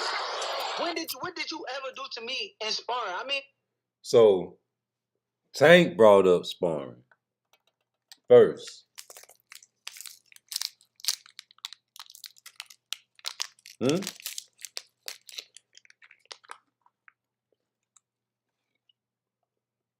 Tank brought up sparring first, right? Okay, come on. This dude dude is cap. This dude is a liar. This dude going social media lying. Like, dude. That's what blood does. What did you ever do to me in sparring? I mean, Richardson, somebody that beat with him. Ask him. Go ask him. He was there for every sparring session we had. He never cracked me. Don't lie. I mean, maybe he landed a good shot, but never did I feel a shot. Never did he buzz me. Never did he hurt me. I landed good shots on him too. For it all. So That's what you're trained to do. And this is what everybody asks for in his last. Coming up, he making up stuff right now. Like that dude, you know, that dude get to feeling himself and feeling like he's something that he's not. And to the world, he look like a killer, but I can't. To the world, he looks like a killer. What did he mean by that? What's up, East Coast Murder? What he meant by to the world, he looks like a killer. Because that's look to me like some of these little young niggas that be getting the tattoos in their face and they got the firearm, but ain't never killed nobody. And be rapping about all kind of bodies. Then you got the niggas that have bodies and they rapping, so it's mixed in. You don't know who's who nowadays. Which one is he? Is he one of these guys that's make-believing and showing guys that he can beat lesser competition easily like he's supposed to? Like, I really want to see Abdullah Mason fight somebody now. Since you talked all that shit.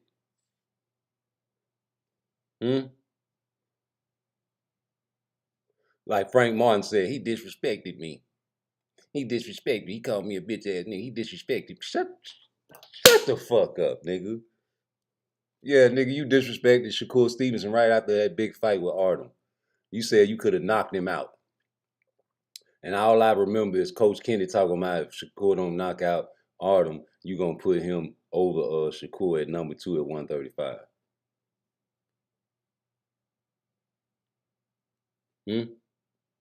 I remember you said that, Coach Kenny. Cold troll. So if Abdullah Mason is better than Shakur, is that who y'all gonna fight next? Man, I need Abdullah Mason to fight a prospect first. I want to see him fight Schofield, either Kermel Moat.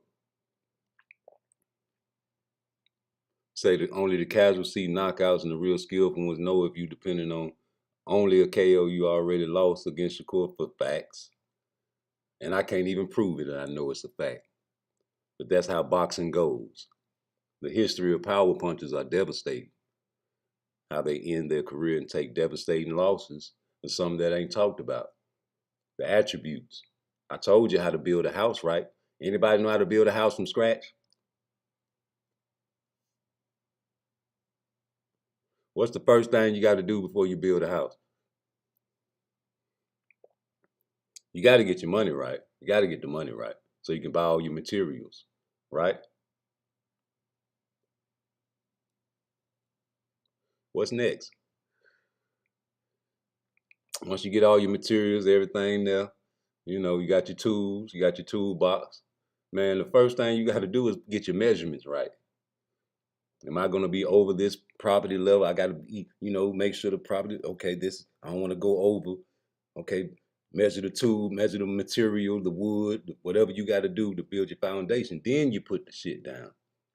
But the measuring stick is the most essential tool in the toolbox. Now, you know, Tank got a power drill. He got a power hammer, jackhammer, big old sledgehammer. Don't mean that Shakur don't have a hammer. And those hammers that he has will get a nail drilled into some wood and accumulate knockouts, stoppages, reaching. Someone that has superior boxing IQ and a better ruler than you, not saying that Tank doesn't have a good boxing IQ and a ruler, but I think Shakur's is better. I think his hand-eye coordination is better. I might be wrong, but we won't find out until they fight. But from what I've seen, he doesn't get hit in his face. So I think it's better. And if you look at the stats, they're number one. Better than Terrence Crawford, better than Boots, better than any boxer in boxing. So my triangle theory is he will outbox Tank, have Tank reaching in the later rounds because why? Shakur Stevenson is not a front runner. Shakur Stevenson will not get tired in the 6th, 7th, and 8th round. In fact, it takes Shakur at least 3 rounds to really figure you out with his ruler. That's why his fights are boring in the first 3 rounds of his fights. Because he's smart. And he's trying to figure out the distance. He neglected the jab in his last fight because his grandfather said so. Shakur called Artem an amateur, and he called himself a professional on free TV, disrespecting Wally Moses, a man that taught him how to fight at the age of 5. If you disrespect your grandfather on free TV, imagine how you talk to this man behind closed doors. What's up, Bruce Gas? And you will never beat Tank Davis with that state of mind. I'm sorry. And I still feel like if you can get that together with the public apology, that will make your spirit clean. Behind closed doors, texting and phone conversations, when you disrespected him in front of the world, is not acceptable. So anybody that's, out there that thinks this is a Shakur page, yeah, but it's also a righteous page. And I could never not talk about the unrighteous people. And that's what we do. We penalize the evil people. Charlo, you haven't done nothing since Tony Harrison. I respected you by coming back and avenging that loss. And you did it in spectacular fashion. But ever since then, what have you done, my nigga? Nothing. That Canelo fight destroyed your image because we were backing you, the black community that is, because we wanted to be the ones that beat Canelo, coming up in weight, daring to be great. They gave you the excuse for losing right off the bat. All you had to do was go in there and go out on your shield, homie. Get knocked out trying to knock him out. But no. Soon as the press conference came, respecto. Todo respecto. You respected that man like he was your brother from another mother. Not your twin, because y'all go through hell, but your brother from another mother, you love him better than your motherfucking brother you grew up with. You know what I'm talking about if you're in the black community. It's like that at your job, ain't it? Especially with the girls. You try to make them smile, hey, good morning, they roll their eyes at you. You try to tell them a little joke, Soon as the motherfucking boss come around and say, old corner, hey, why the chicken cross the road? I don't know. Get to the other side, crazy. You so funny. Shut the fuck up, bitch. You ain't laugh at my joke, and I did a Bill Cosby joke early in the morning, bitch. You supposed to bust your gut when you laugh at me. I'm actually funny. And that's how the boxing fans are, brother. I'm sorry. I be talking about shit, man, but it's 10% truth in all jokes, right? That's what I was grew up to be taught. Yes, I was. I was grew up to be taught 10% truth in all jokes. Y'all see Tank running around that ring around the rosy, pocket full of posy. You better take that left hand away from him. Don't you let, I ain't gonna let you hit me. Shakur Stevenson. Shakur Stevenson. Shakur, lateral. I see that left hand. I see that. See Devin Haney. See that what you supposed to do. I see that left hand. I see that left hand. You ain't gonna get me. You ain't gonna get me. I'm speed it up. You ain't gonna get me. You ain't gonna get me. I see. I see that left hand. I'm running. He's running. He's a track star. Try to run away, but he can't fall. Yeah. You know. You see how they train their children over there? What your children doing? On the fucking cell phone, eating snacks. Put my Jay-Z on this shit. Yeah. Looking for love until you're old and gray. Searching for love and it's so far away. Looking for love until you're old and gray. Lil' mama stay and let me play and let me write and get take. You got a whole lot to say, gon' get off your chest. Got a beautiful neck, let me kiss that tat. Got a whole nother job and you're working on the night shift. Yeah, man. We gotta do better than this though, man. You know, hit that like button though, for me. But Charlo, man, you gotta get back to it, man. You embarrassed us, my nigga, with that Canelo shit, bro. Cause you ran, bro. That's really running. Y'all same shit y'all say that Shakur do. That was running. But I see Shakur engaging more than that in that Canelo fight. Now, if he was hurt, I could have understood. Y'all said Shakur was a runner, then when he fought Artem, he stood there in the paint. Right there underneath the waterfall, didn't get wet. Jumped in the pool, draw still dry, socks still dry, everything, man. Jumped right in the car, went on home to the kids, played the video game.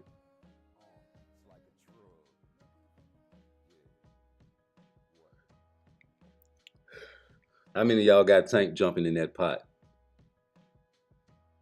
Who we gonna fight next, y'all? Cause Pitbull Cruz, he hating.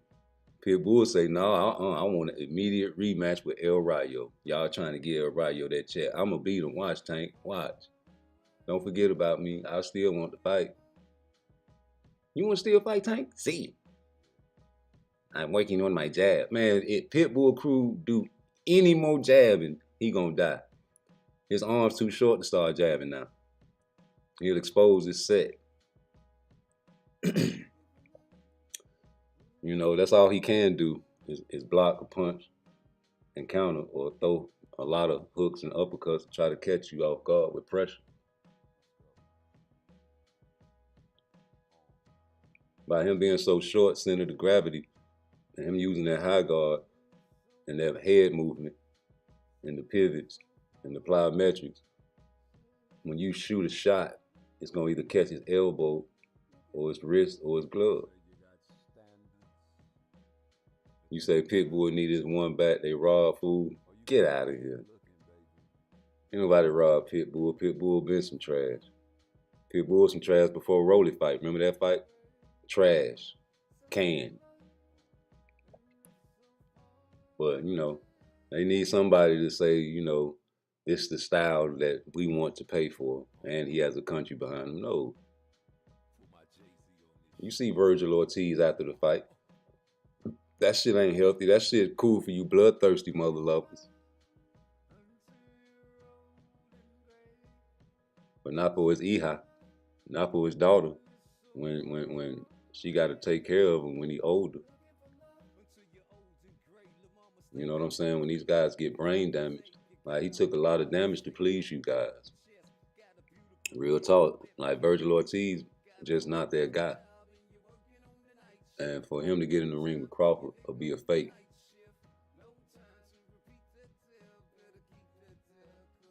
F-A-T-E. He'll meet his fate. He won't be able to rob nobody else. And you guys don't understand that Terrence Crawford was actually getting acclimated to 154. That was a great opponent he faced at 154.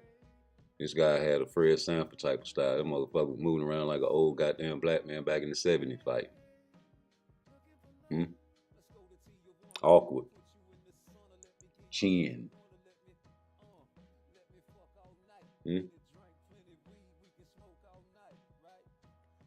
know what I saw? You know what I saw in that Crawford fight, bro? I saw Crawford getting off whenever he wanted to, though.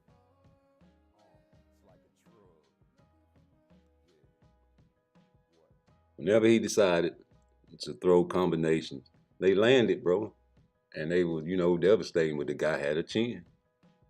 And Crawford, you know, like I said with that Earl Spence fight, I don't think you fought the same Earl Spence, bro.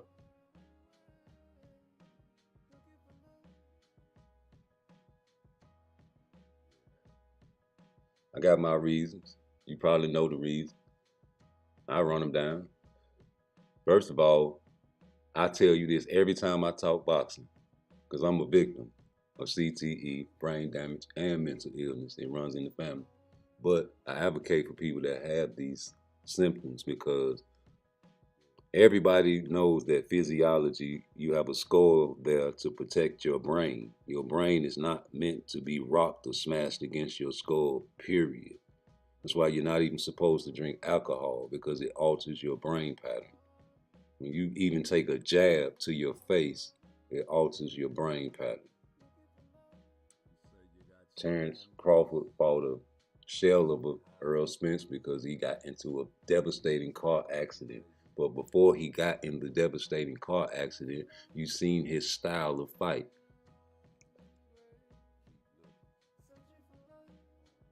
He's a come forward Texas style fighter. Jab heavy, apply pressure, head down, go get him, knock him out, especially when he was with Blue Ray Fitness. So think about the sparring. And remember that. So after he flips through the car, he goes right into a Danny Garcia fight. Fuck a tune-up, no tune-ups, strap season, baby. Brain damage. I thought he was crazy back then. I say, damn, Danny?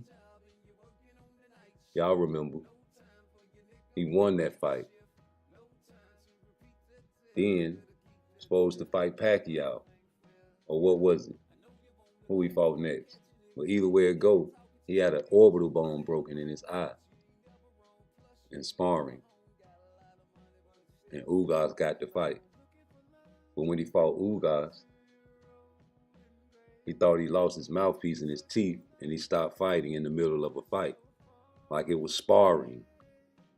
You didn't hear no referee say shit.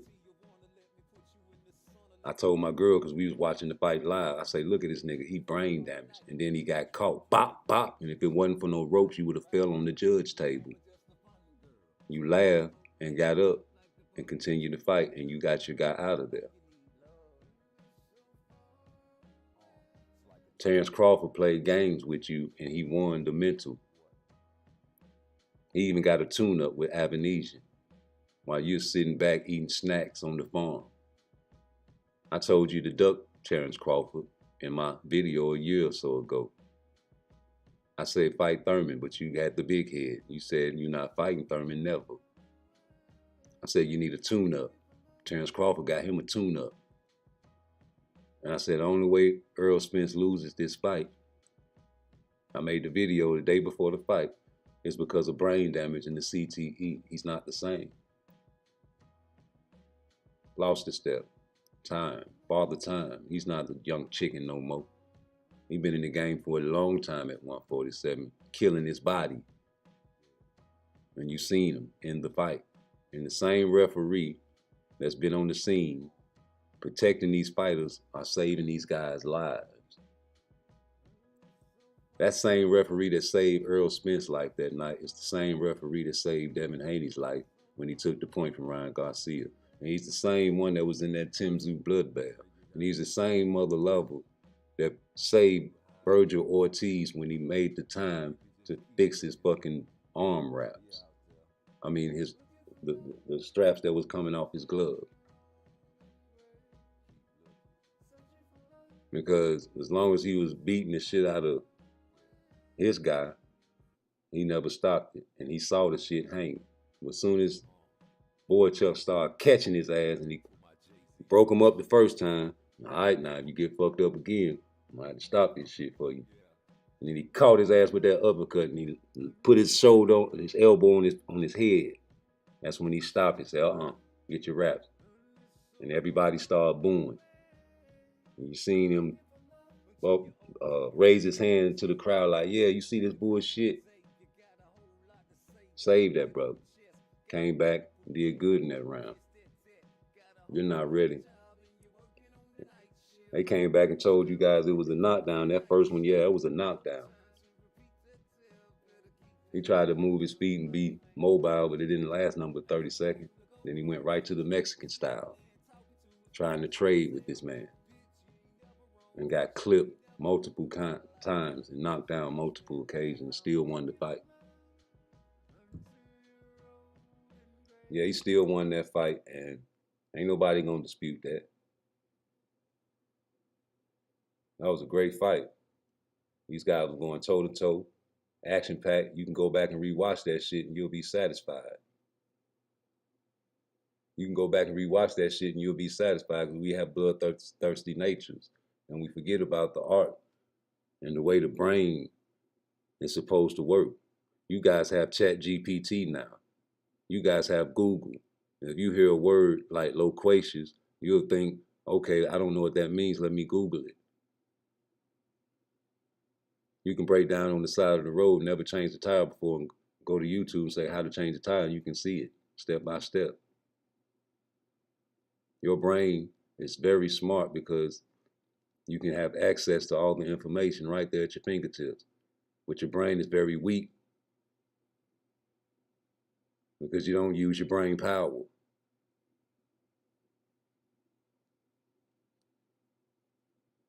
That's like a remote control. You don't want to get your fat, lazy ass out the bed. You just turn your lights off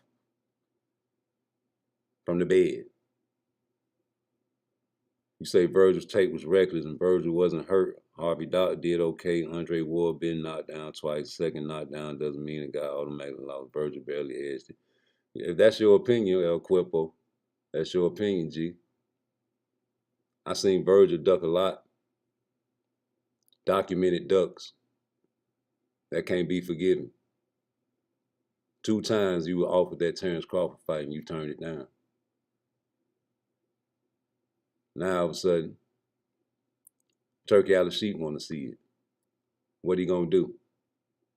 He gonna barbecue a mildew? I'm asking. What Virgil gonna do? He gonna fight Terrence?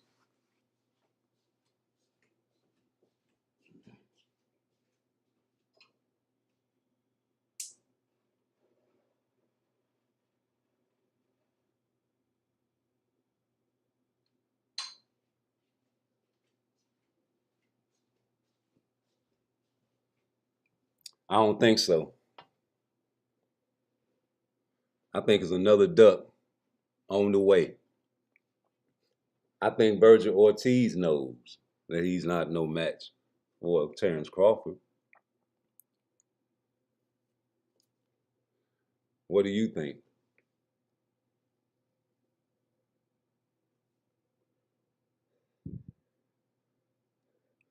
Why was his tape reckless?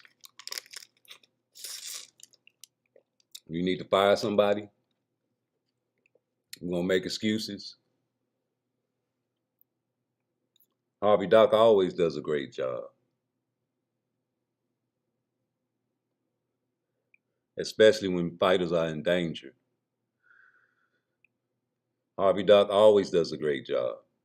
He did a great job with Devin Haney. He was in danger. He did a great job with Errol Spence to stop the fight.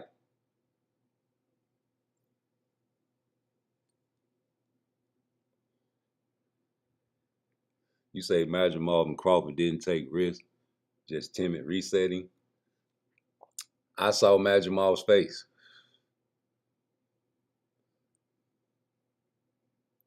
I saw Crawford with a fat eye. I saw a man getting acclimated to 154 against a man that was already acclimated to 154.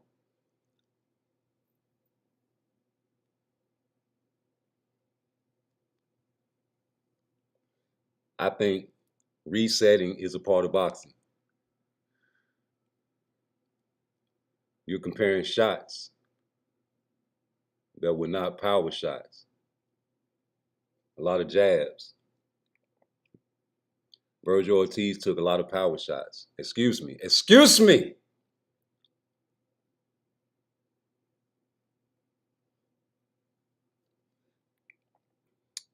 You're right. And like I said, a lot of jabs. Excuse me. Excuse me. And I saw Virgil Ortiz take a lot of power shots. A lot of devastating knockdowns. I didn't see Terrence Crawford get knocked down. I seen Virgil Ortiz lying, acting like he didn't get hit.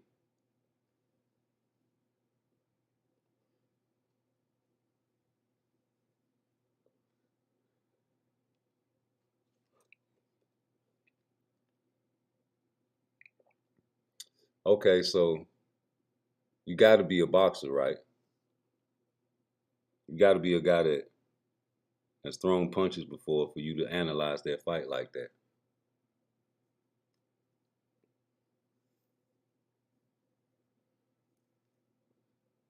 What's your record?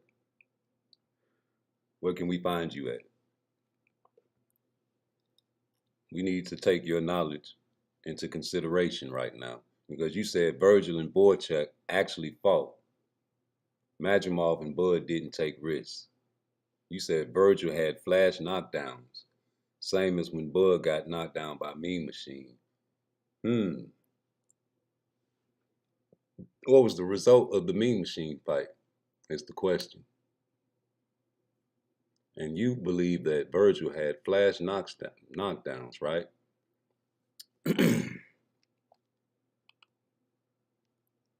Let's go to that fight.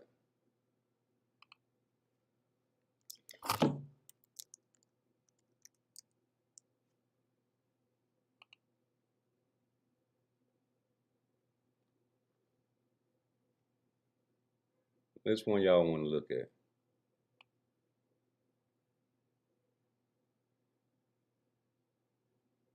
Let's go to the let's go to this one. Flash knockdown.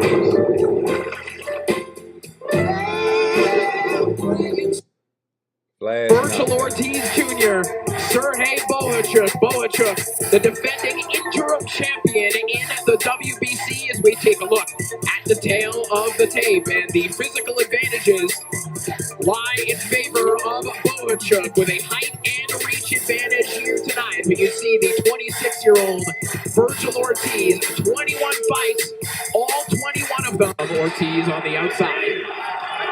And we mentioned the familiarity of these two. Bohachuk, a former Ortiz sparring partner. Ortiz tries to walk him into a left hook.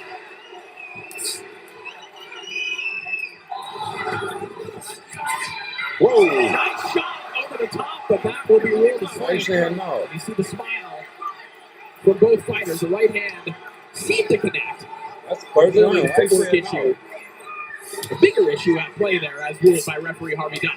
You know, whoa, that was a great right hand by Bohachuk. That was a flash. See, right now, when I see Bohachuk's doing this, he's applying pressure because he wants Virgil to throw shots. He wants Virgil to throw these shots and catch him in between. He's now wading his way to the inside. Gets caught by a couple uppercuts by Bohachuk. He's just slinging those left hooks as well. And these guys ain't wasting no time. This is looking exactly as promised. Don't hurt him. Bohachuk's hurt by the overhand right. And now Ortiz going back downstairs to the body. Bohachuk just trying to smother Ortiz. And maybe work through the effects of that shot. Bohachuk's legs are wobbled. He doesn't have his legs under him right now. This nigga's a punching bag, bro. See the punch output in the high 70s. Nice body shot there from Ortiz. Both of them punching bags, bro. Tries to fire back. A chopping right hand from Ortiz. Coming through again.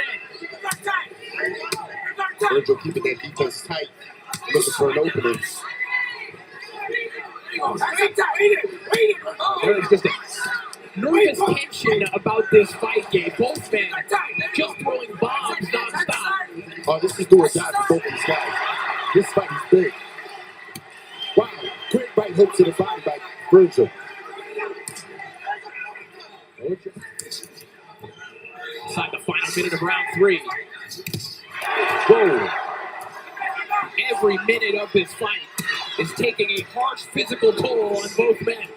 See, Corey, the difference of these guys trading right now is that Virgil has leverage on his punches, where Bogaczak is more of arm shots. So Virgil's getting the better of the exchange. Bogaczak trying to spin Ortiz around to try and get that leverage back. Ortiz not allowing it. Wow. Big uppercut from Ortiz. Nah, I don't see what you're talking about, bro. I don't see what you're talking about. Hold on. Let me see something right quick.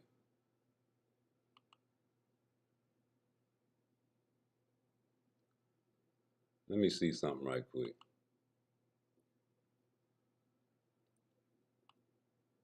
But I don't think there was a flash knockdown at all. I think Virgil Ortiz was taking a lot of punishment. Yeah. Hold up. Firehouse Subs, Hook and Ladder Jingle Take 2. Remember, sing faster. Hook and ladder. When it's hot, it just tastes better. Warm that smoky turkey. Let this ice on your hand, please. Shoot, I lost my rhythm. Did I already say that the meats are hot and juicy?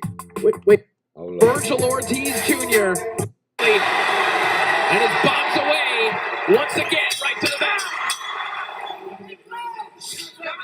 Bogaczak has a nice stiff jab that he's starting to use. Every time he steps forward, he steps in with that stiff jab. Right here, when there's distance, he closes the distance quickly with a jab. Nice uppercut from Ortiz, though. There were a couple of body shots in that sequence also.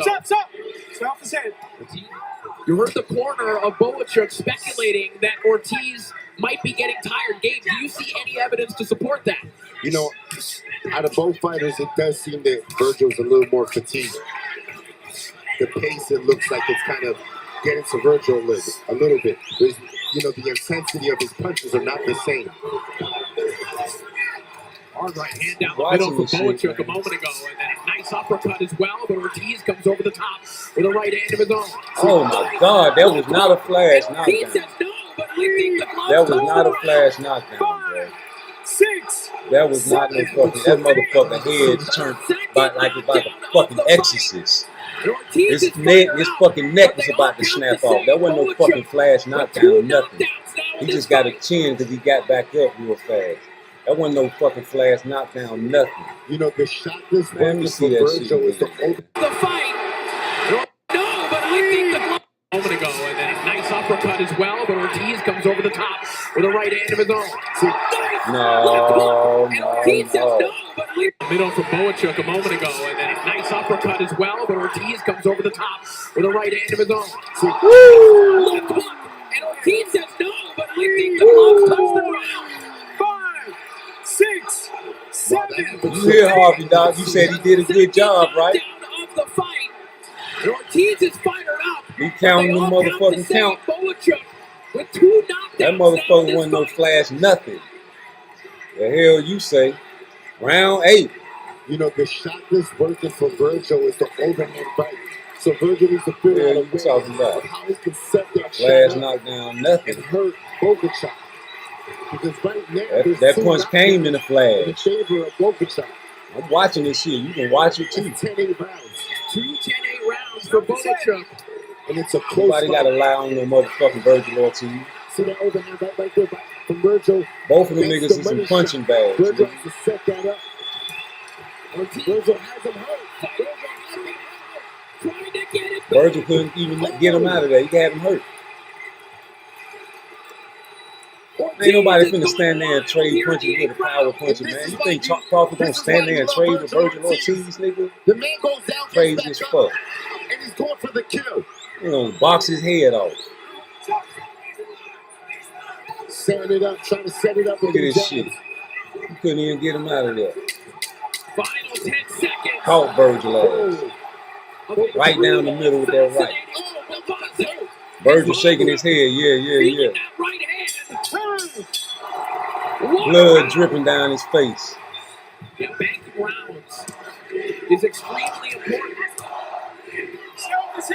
Ortiz has not been in this position really before. Oh, shit. Ortiz, you can hear that one. Man, Bogota. Ortiz throwing bombs, but that shit ain't affecting He's your taking boy. some big overhand bites. I see why he was ducking this rope. Talking about okay. Last knockdown, huh? I know. Trying to keep Ortiz Why his face look like now, that? just trying to maul his opponent. See the blood leaking down. Look at that hook, real short. Of Virgil Ortiz now. Catching Virgil because he got his head down with the high guard. He can't see shit. Blood dripping in his face. This has been a brutal high contact Look at that. fight that in some ways Virgil just swinging blind. exactly like we thought it would, in others entirely different. Come on, man. Oh, that was a good left hook right there. He's a good Mexican come forward fighter. That's all. He's a brawler. No more footwork. In the first round, he was trying to do the footwork, but we knew that wasn't going to Starting to last. rain down here in the Michelob Ultra Arena. As a Look, left he hook turning from him. Boachuc rings Virgil down. was turning him at the beginning of the fight. Why he ain't turning him no more? Huh? Come on, man. It's the 11th round. From Boachuc, another good right hand. Look at that. He hurt the man. He can't finish him. You can't finish him. Oh, he's hurt. Boachuc on wobbly legs. You can't finish him, Virgil bro. Ortiz fighting through the fire. You going for the knockout. If you go for the knockout, you're supposed to get it. Love the heart of Bogota. He's going with all his might. Several times in his fight, and he stays on his feet and he fights back. Inside the final minute Man, of round 11. listen. If Virgil Ortiz take that cross fight, I give him all the respect in the world. But he done ducked him twice before, so I want three strikes you out, right? This fight right here exposed Virgil, if you ask me. But I don't really think he won this motherfucker. For real. It might have been a draw. And I like that Virgil realized that and went right back to boxing. He got his hands low. Big right hand for Boachuc. He's gonna get knocked out. Whoa. Man, tired as fuck. He tired as death. Just otherworldly recuperative. Ain't none of his punches affecting Boachuc. Getting buzzed by one of the biggest None of it. punchers in boxing. He's swinging with all his might, bro. He's swinging with all his might, bro. Virgil was swinging with all of his might. And landing. He's landing. But you couldn't finish your food. And he's hurting you. He's wobbling around the ring. Can Virgil finish him? No. Boachuc's heart will not betray him, but his legs might. Wobbled in the opening minute of the final round, but still pressing forward. And you know what's creating You stand away from Boachuc, Virgil, gang. the adjustment of boxing. That's what you see. Look at that, got caught. Look at that right hand for Boachuc. Bam. Here come the motherfucking savior.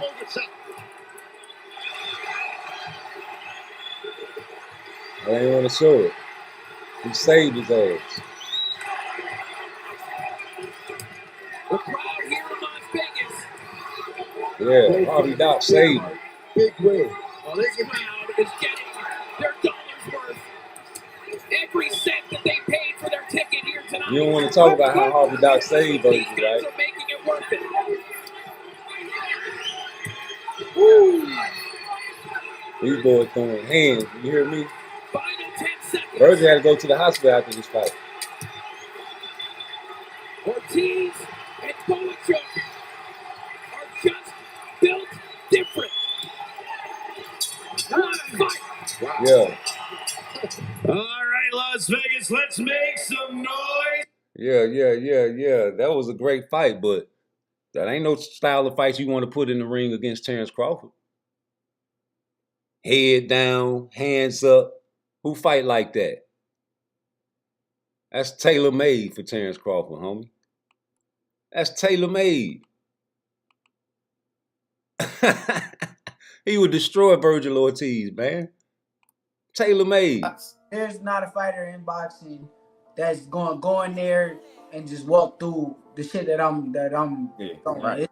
It's impossible. Right. I done trained my whole life. I've been Yeah. boxing my whole life. Ain't nobody just walking in there, hands up, Hold and that shit ain't working. I don't give a fuck what I y'all mean, talk about. Oshino found out the hard way. No, He not found, Oshino. Oshino found out the hard way. He found. Yoshino found out the hard way, You know who we talking about. Well, we ain't gonna say Yoshino because there's better fighters than Yoshino out there, right? So any fighter, I'm saying, Right. this for any fighter, like any fighter in the world, you will name them. They're not walking through anything that I'm just throwing. I don't care who you is, and if you is, you getting picked apart. Right. You getting picked apart. You walking to punches. But you give me a fighter like Edwin, right? Bring him part of my team. Let me coach him. Yo, I bet whatever that he'll be a hell of a fighter. That he'll beat a lot of these fighters. There's not a fighter in boxing that's going to go in there and just walk through the shit that I'm doing. Right. It's impossible. Right. I done trained my whole life. I've been boxing my whole life. Ain't nobody just walking in there. Yeah, who fight like that? Them type of fighters get destroyed by pure boxers, man. You coming at me with that high guard coming forward trying to swing and knock my head off, I'm going to outbox you like El Rayo did Pitbull Cruz. Y'all love the matadors. Y'all respect the matadors, but y'all don't respect the boxers that are matadors. Y'all love to see the bulls charge and can't kill the matadors and then, on guard, stick a knife in the fucking bull. You know, but you don't respect the boxers that are matadors in the rings. So we don't respect you guys because you have a video game state of mind as well. You are just like the Romans who threw Negroes and Mexicanos and great warriors in the ring with lions and tigers and bears for your entertainment purposes only. You have the bloodthirsty mindset to think that come forward fighting is the best style in the world. When actuality, hit and not get hit is the key to ultimate survival. You want me to stand still and let you swing those vicious blows at my head, which is not meant to be hit. No. You will have to catch me if you can. Sometimes you may, sometimes you might. But if I catch you more than you catch me, I win. Virgil Ortiz is a come forward, head down type of fighter.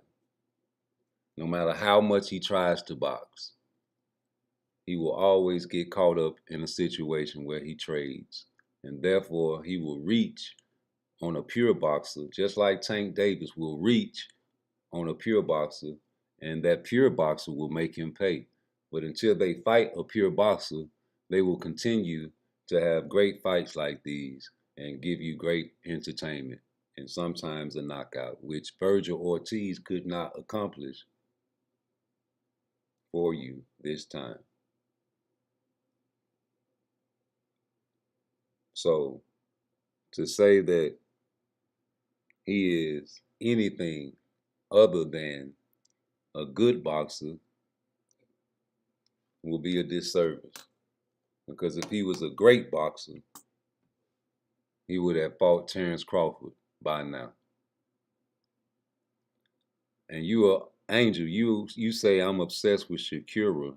Bro, I'm not your brother because you're a bitch. But you are obsessed with me. You love me and you make me nervous. You have me thinking that you have homosexual tendencies. You really have me thinking that you really are a fat mother lover that has to pay $500 for pussy. It's scaring me because I really tolerate trolls, and I told you I wrench trolls up to keep an eye on them. but you're scaring me now. You have me living in fear. And that's not good, because you say you're my enemy and you want me to, you know, be labeled as a man that's obsessed with another man. But yet and still, every single time I go live, you show up to the party. It's like you want to come to a party where you're not invited, where you have to get kicked out. You like getting kicked out of parties, don't you? That's your claim to fame. This is the biggest deal of your life. Hey everybody, I got a wrench on Rudy's exposure. I'm finna go troll. I ain't got no bitches. You say Shakur ducking Tank like Rude ducking Southpaw. I've commented on Southpaw's chat before a couple of times, but he never came over here and chatted on mine. And I meant what I said when I said what I said. I say it again like I said it then, because ain't no shame in my game. I do my thing from Frisco to Maine, from San Fran to Japan. It's all about the money game with me. Y'all seen me at the gangster party on live the other night. Y'all go back and check that shit out.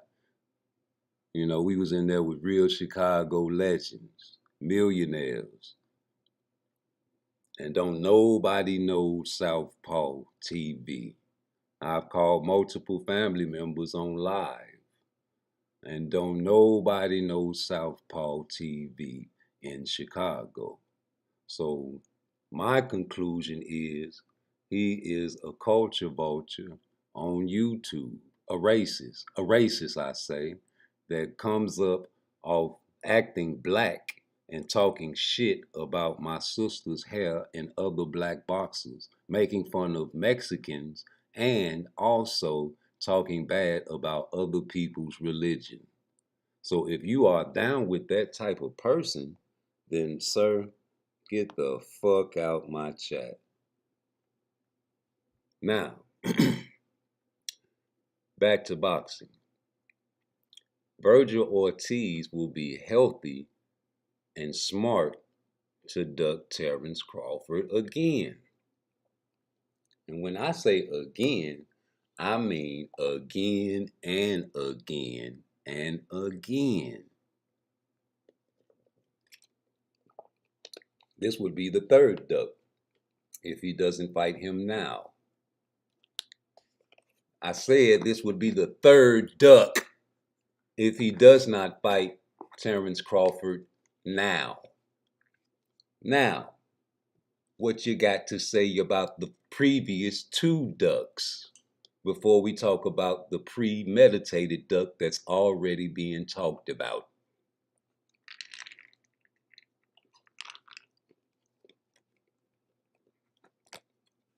Whack.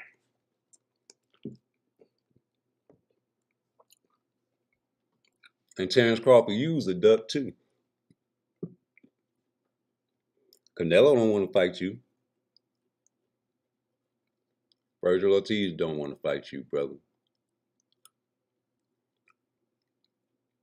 Earl Spence got that Fundora. Tim Tszyu don't want to fight you, brother. Turkey Al-Sheet don't even like Tim Tszyu no more. Anybody that goes against Turkey Al-Sheet, look at them moves they make. Canelo's a duck. He don't like Turkey.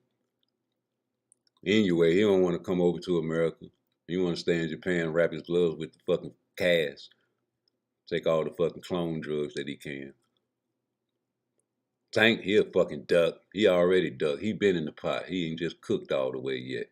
They offered that mother lover $20 million guaranteed. Now y'all talking about, oh, Turkey putting on good fights. He got $5 billion. He trying to buy everything. Now he got $5 billion. He been had $5 billion to spend on this shit. Probably more than that.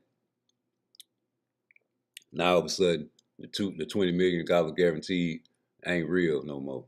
What about the two Ferraris? Well, that was disrespectful to a man that got billions of dollars. Well, now you want him to fuck with you again, huh? You want somebody to fuck with you, and you disrespected them. Ain't that what Leonard Ellerby said? If you disrespect, you get no check. And why would we want to help somebody that disrespect us? Oh, okay.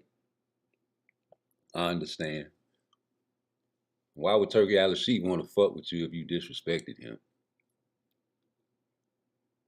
Oh, that wasn't disrespect. He just asked for 2 Ferraris. If he wanted to fight Tank, he should have sent 2 Ferraris to his door. He don't want to fight Tank. Shakur don't want to fight Tank. Why he don't tell Turkey Al-Sheikh to make the Shakur fight? They blocking him. They blocking Tank.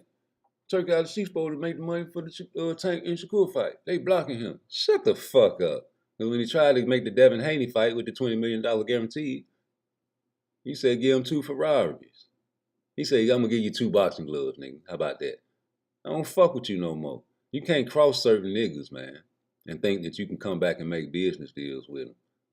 Now, they're going to make business deals with you because they, got more money than you. People that have more money than you think outside the box. You one track-minded Negroes don't even think in 2 corners. It's 4 corners of the world. And then you got to think outside the box, outside the 4 corners. Why you think McDonald's and Taco Bell and Subway and them KFCs be linking up together and having one motherfucking conglomerate? You go in that motherfucker, you got a choice of Subway, you go to KFC. They linking up. It's competition, man. You might as well go and join up. Get down or lay down, nigga. What you gonna do? State property. You gonna get in that pot, ain't you, Tank? Who Tank gonna fight? Cause Pitbull said he want a rematch. And Lomachenko said no. And who you gonna type? Who you gonna fight? Baranchek? Get your little title over there. Who you gonna fight? El Rayo, you gonna pay Pitbull some step aside money to fight El Rayo. When you gonna go to 140, brother? You gonna fight Richard Hitson. When you gonna fight? Inoue? When you gonna fight? Teofimo? They talking about Ray Norman. Oh, Abdullah Mason. Who you gonna fight? Who can this man fight other than Shakur? Are you gonna fight Zepeda? You gonna steal Zepeda like you stole Frank Martin? Who you gonna fight? Who Tank gonna fight? Who his options is? Why Shakur ain't signed no contract for real? Why he just got a verbal agreement? He ain't signed nothing yet. Did he sign something? Somebody tell me if Shakur signed something officially. Who we gonna fight? Did Shakur sign something officially? Let me see.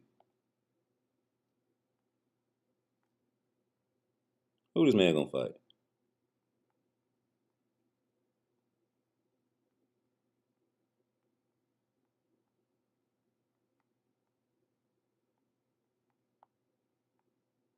I want to know if he signed the fight Zepeda yet.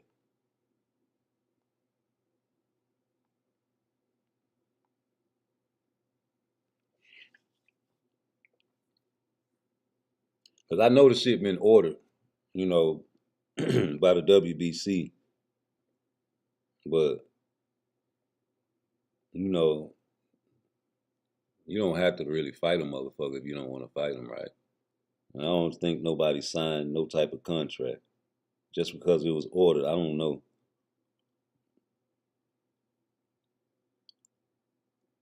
I see a verbal agreement. I think he's keeping his options open until Tank enjoys his festivities and make his announcement, since the monkey wrench was thrown and El Rayo defeated Pitbull Cruz, and Pitbull wants the rematch. No. You don't deserve. I get Tank fight. Watch me, Tank. I beat him in rematch. I kill him. I ain't get Tank fight. Not you, El Rayo. I'm blocking. You pay me if you want step aside. I step aside. I still want to fight. Pitbull still want to fight. He want to fight bad, man. He want that payday. Get knocked out, man. Niggas get knocked out for paydays, man. Let Shakur get knocked out for the payday. Why you don't get your brother? That's your brother. Black on black fights don't sell, man. Come on, man. Think. What's wrong with you? You a nigga. Ain't nobody want to fight you. Ain't nobody want to fight you. Ain't why would a nigga want to fight you? You can't get no money, baby. You fucking up the money. We gonna give you a fight. Just hold on. Just keep on fighting.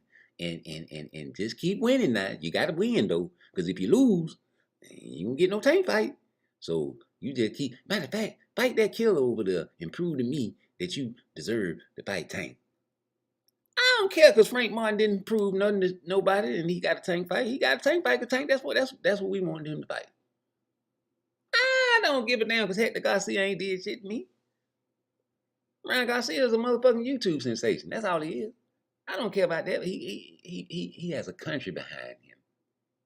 See, Pitbull got a country. You ain't got no country behind you, nigga. Man, niggas hate niggas out here, man. Why the fuck a nigga wanna? Man, nobody wanna see you fight. Everybody wanna see Tank fight.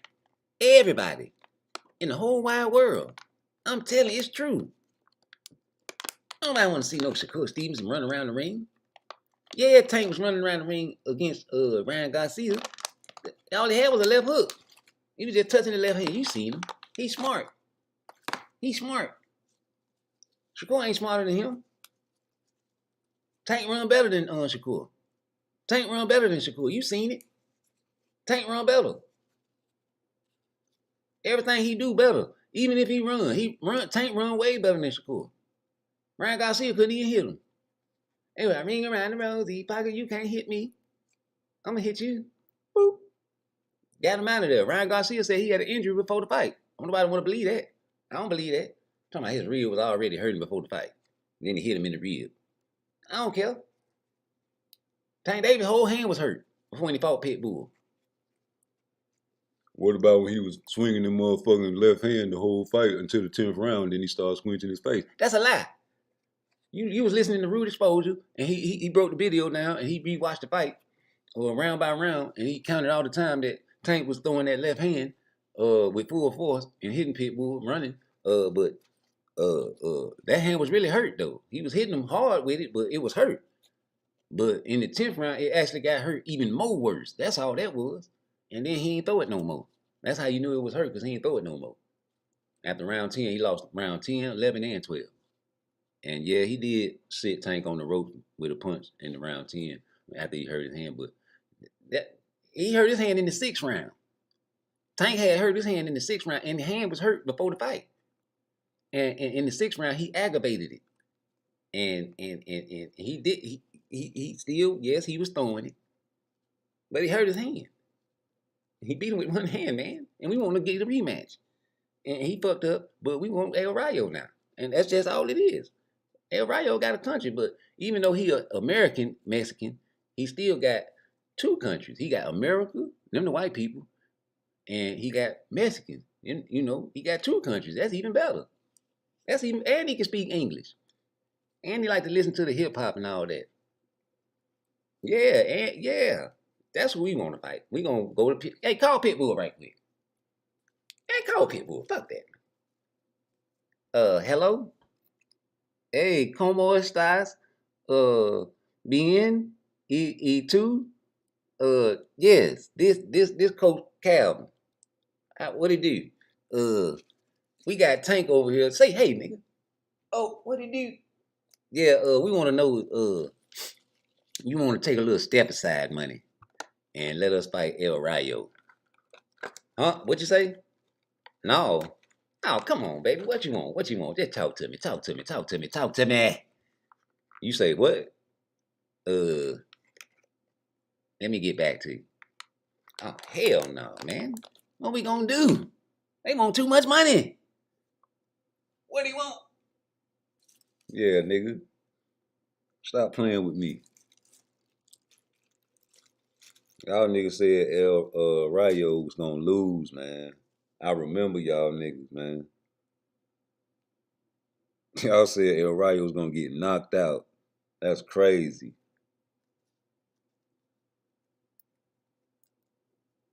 They want to fight El Rayo next, y'all. They don't want to fight Shakur, y'all. El Rayo is not it. He got to do just like Coach Calvin said for Shakur. Coach Calvin told Shakur he need to build his stock up, bro. And then come back to the table with some bargaining chips, nigga. Hell you talking about? How you gonna come over here with no bargaining chips?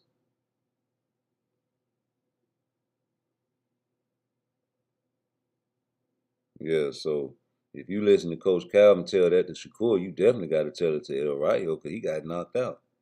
Shakur ain't never got knocked out. Shakur got, you know what I'm saying, undefeated record. And El Rayo got, dropped twice. He lost twice, you know what I'm saying? Avenged his first with Cobra.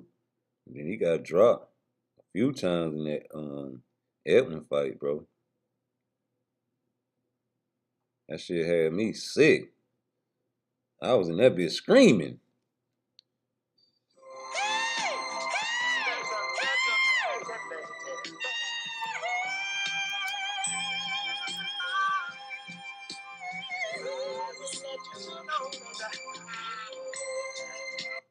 Yeah, that shit had me screaming, nigga. I'm like, damn, El Rayo. So I think that would be a good deal for him to go rematch Edwin De Los Santos and get his revenge tour. That way he'll be able to come to Tank with some more bargaining chips. You know what I'm saying? Just like he told Shakur on Fanon, bro. Where that video at when he was saying that shit to Fanon? And he was talking about Shakur sparring and shit. You know what I'm saying? They say that's the reason he beat Oscar Valdez, because he was sparring him. And, that's the reason that Coach Calvin say everybody Shakur spar, he beat. You know what I'm saying? They was like, that's the truth. Let the truth be told. And, shout out to Fanon. He was like, but wait a minute. He sparred Shakur. Shakur sparred Tank. Again, he straightened that. Coach Calvin is the dialogue orchestrator. He held his hand up because he knew Coach Kenny was going to say something trollish. And he said it, and he admitted it, and he told on Tank again. That was when he was fighting Pedraza. So I give credit to Shakur for helping motherfucking Tank get ready for that Pedraza fight. Yes, I do. Why wouldn't I? He helped that man get ready for that Pedraza fight, y'all. Y'all don't believe me? Everybody Shakur spars, he beats. Why would a man say something like that about another man that's younger than Tank Davis sparring him? That means that he's seen something that we haven't seen. And he knows something that we don't know. Because he in the ring with them niggas close up on the ropes, not in the crowd watching from the TV. He trained these guys. He knows the type of punches and combinations that work against this guy. And we've seen this shit happen on Shakur. That's all it is to it. Shakur went in there and did his thing in Baltimore. And they wanted to come train with him in Colorado because the good work that Shakur had did against that guy at a young age. They thought it was going to be sweet like when he was younger. You know what I'm saying? Even when he was younger, he told the story how he did when he was putting him in there second instead of first. And he said he'll never do that again. And then he started putting him in there first. And instead of trying to knock him out, he came in there trying to box. But that didn't work either. That's according to Shakur. And he said, send the contract. Keep that same energy. You talking all that shit, send the contract. And that'll kill all that, right? That'll kill everything. And then we can get it on and we can see who the best. But y'all don't care about who the best. Y'all care about if the fight makes sense or not. And that's fucked up. So that's how we gonna end that. Y'all lucky I can't find this motherfucking shit. But hold on, let me take this call.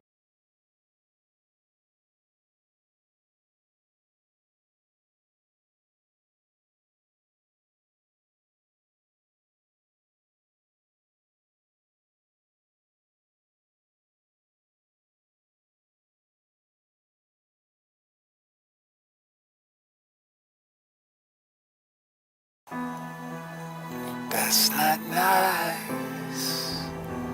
Voodoo. That's not nice. Voodoo. You wish death upon me, I don't know how many times. And now you wonder why you crying, all your family died. You killed my twins and you thought that shit was sweet. You thought you got away with murder, never ever will it be. You caught my daughter and you disrespect my name. You disrespect my family and you disrespect the game. I think I said I love you too much, so you don't think that I would do my voodoo. But I do my voodoo, you don't know me too much. Now do you? Yo, my boy, yo. Just thought I'd let you non-believers know. No more time for stop by saying I won't let no more. I tried to give you peace, but all you really want is woe. I let the spirits deal with you, they don't hinder me. How the fuck you think I dug these bullets that was meant for me? How the fuck you think that I survived that penitentiary?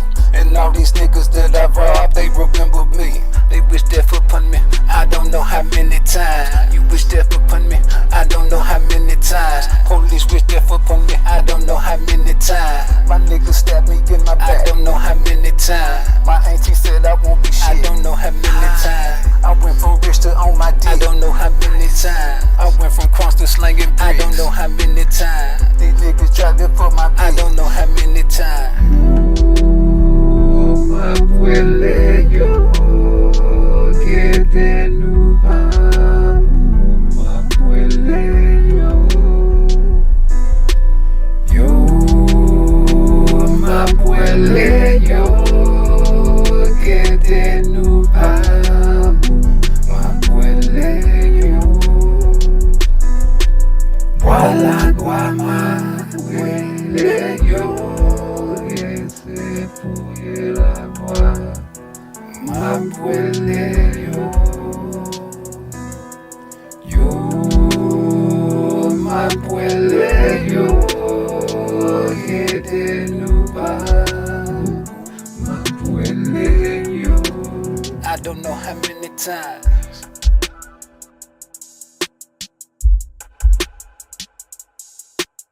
Party, man, I got my Uncle Booby with me. You know what I'm saying? What's up, fam? Real Chicago legend right there. No question. Y'all don't even know. I told y'all, man. I told y'all, man. I got mob ties everywhere. That's not nice.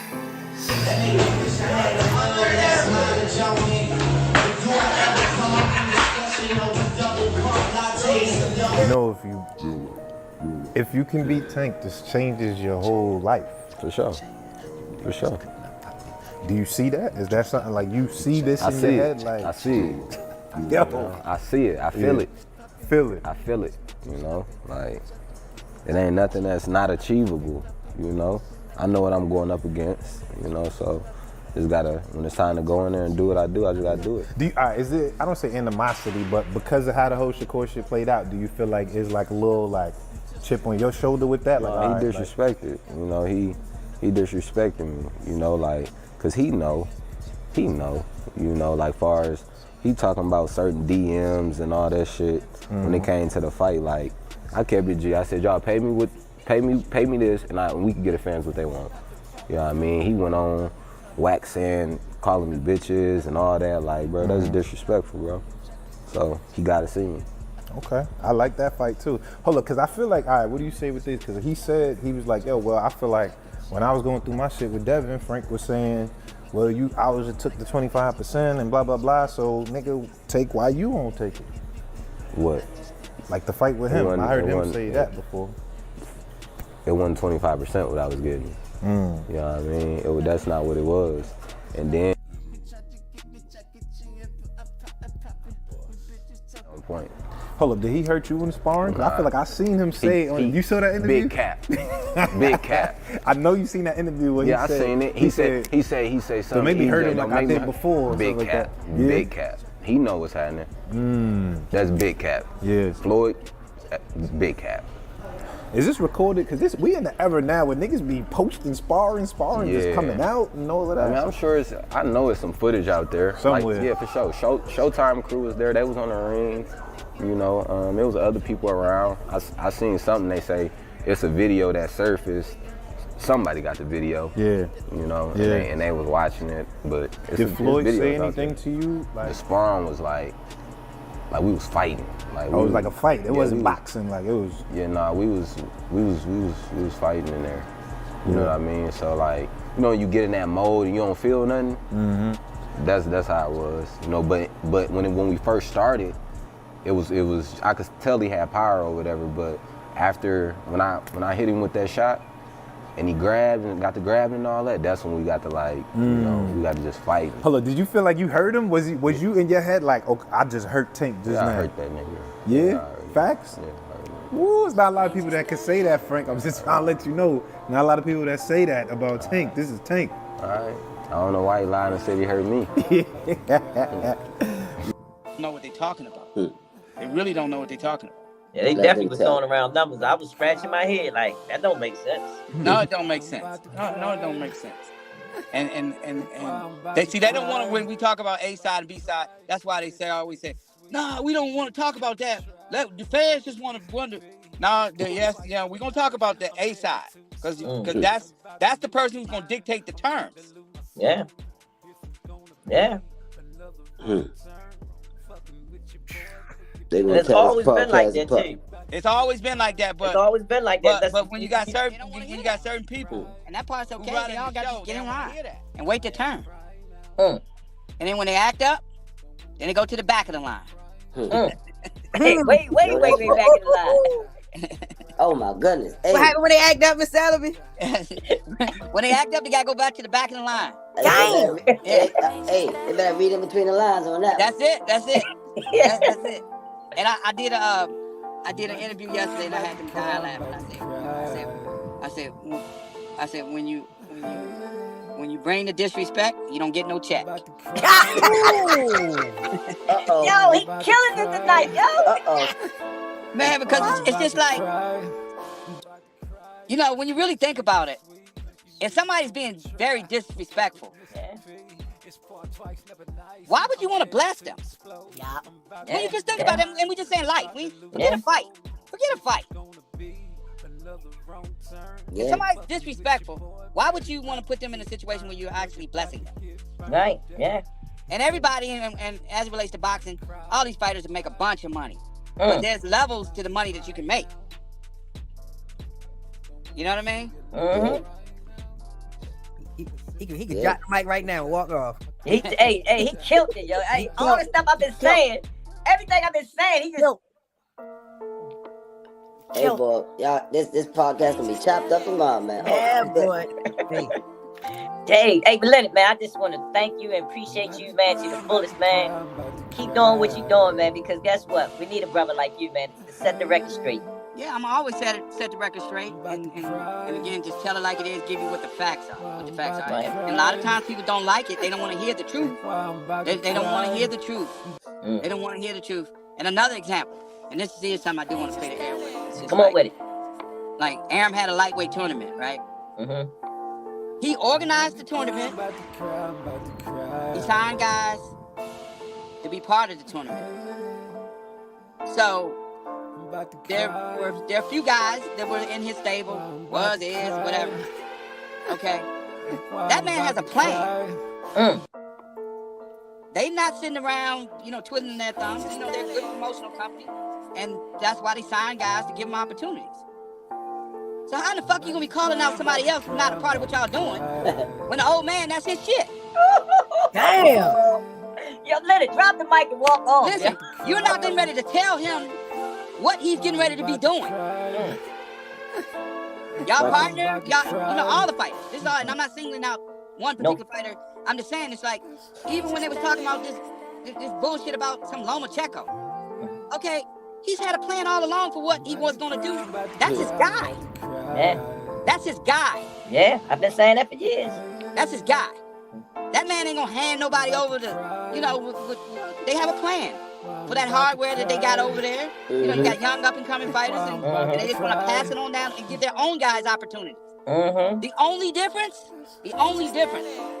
if there's a shitload of money somewhere where that promoter can make a bunch of money, he don't really, it's either way, okay, but for no short ass money, he ain't getting ready to take no risk. Nah. Tell him, Leonard. He ain't getting ready to take no risk. And that's just kind of how the business goes. That's why it's just like, I just laugh when you see, because nobody wants to have that kind of conversation with me. And then, and then see, when I said what I said, oh, they like, oh, y'all just don't. But then the old man, he come out and said it on the record. He said, why would I want to do something to give Gervonta Davis an opportunity? And Tank don't need no fucking opportunity. Tank is the opportunity. You know what I mean? So it's like, like, fighters want to fight, and like I said, I know without Tank saying this or Tank saying that, Tank wants to get each and every last one of the guys that he think he needs to get. But you just got to be patient. I want to see Tank fight. Yeah. I can't wait to see what these numbers do in a couple weeks. Man, listen. They ain't, the tickets ain't moving.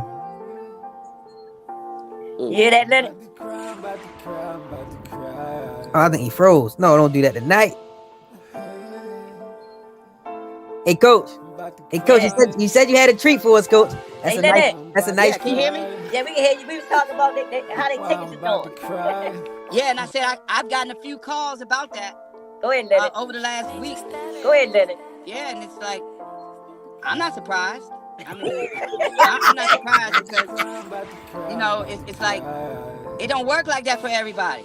It's like, it don't work like it's none of this stuff, making these fights, putting them in the right locations, and understanding what the marketplace looks like.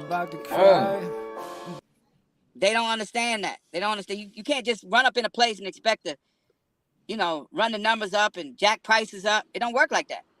It don't work like that. People work hard and they want to pay for what they want to pay for. Yeah. Right. Not what you think that they should be paying for. Right. You give a fan something that they want to see, they're not going to complain.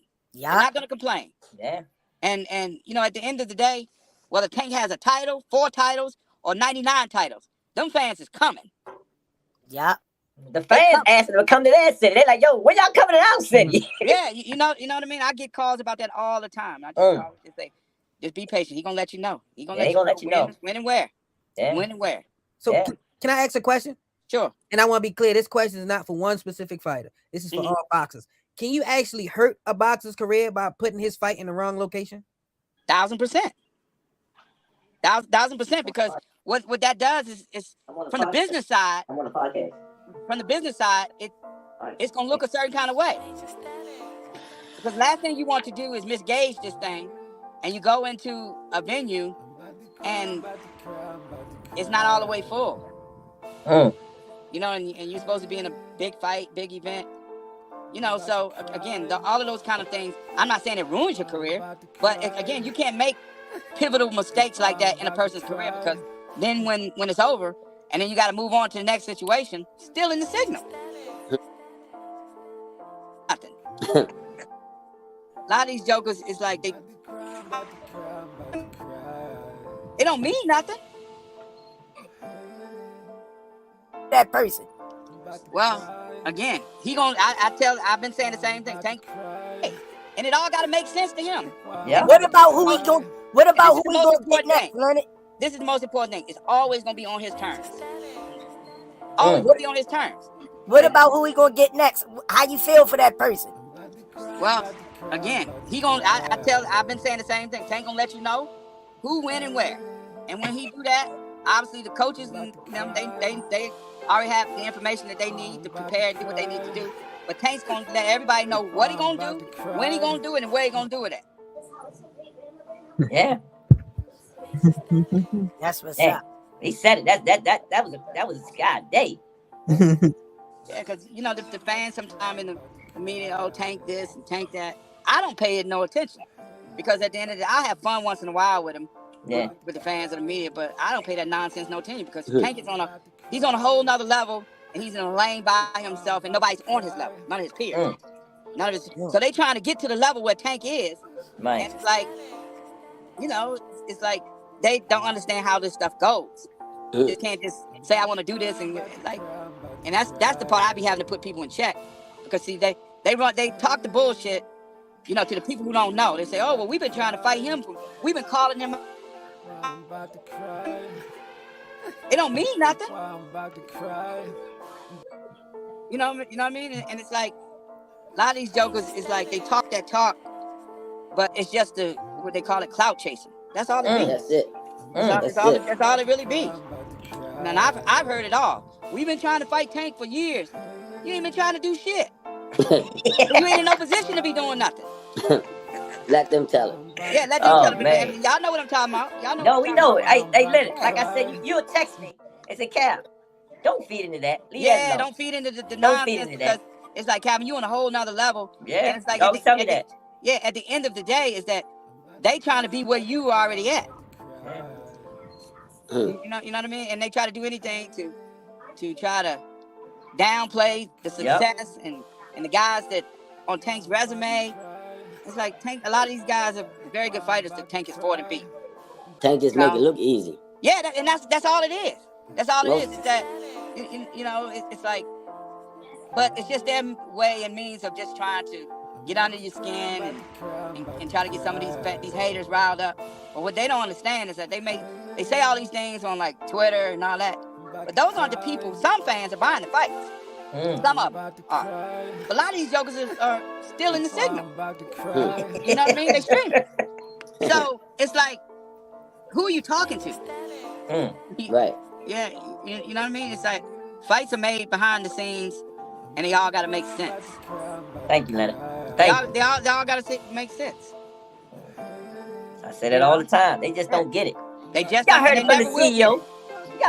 They never will get it. They never will get it because again, Tank Davis has the best team in boxing, and that's something that they're all jealous about. It's like Tank ain't got to sit there and call no names out. Tank is the dude. He ain't got to say nothing. He ain't got to say nothing. But let's be clear about this. He gonna get each and every one of them. He gonna get them all. Oh, you know they're gonna chop this podcast up tonight. He gonna get them all. Just gotta be patient. Leonard Allaby threatens everybody. He gonna get them all. But it's gonna be on his terms. That's right. It's gonna be on his terms. I need a T-shirt say on his turn. Yeah, they're gonna be on his terms. Oh, that's right. Yeah, that's right. That's a good way to sum it up, Leonard. Yeah. On his turn. On his turn. That's the only way it can be. Face of boxing. That's it. And he's put himself in the position. He's worked very hard to get in this position. And it's only gonna get better. It's only gonna get bigger and better. You've been saying that for years, man. Yeah. God, Tank don't call nobody out. Tank ain't gotta call nobody out. He ain't gotta call nobody out. Everybody chasing him. It's one person that they got in their mouth at all times, and that's Javante Tank Davis. They can't even promote a fight without bringing up his name. I remember you saying that, like, yo, what type of promotion this is? Yeah. All of them. Yeah. Because Tank is the only name that's ringing everywhere. Everybody want to see Tank fight. Yeah. I can't wait to see what these numbers do. You know, if you can beat Tank, this changes your whole life. For sure. For sure.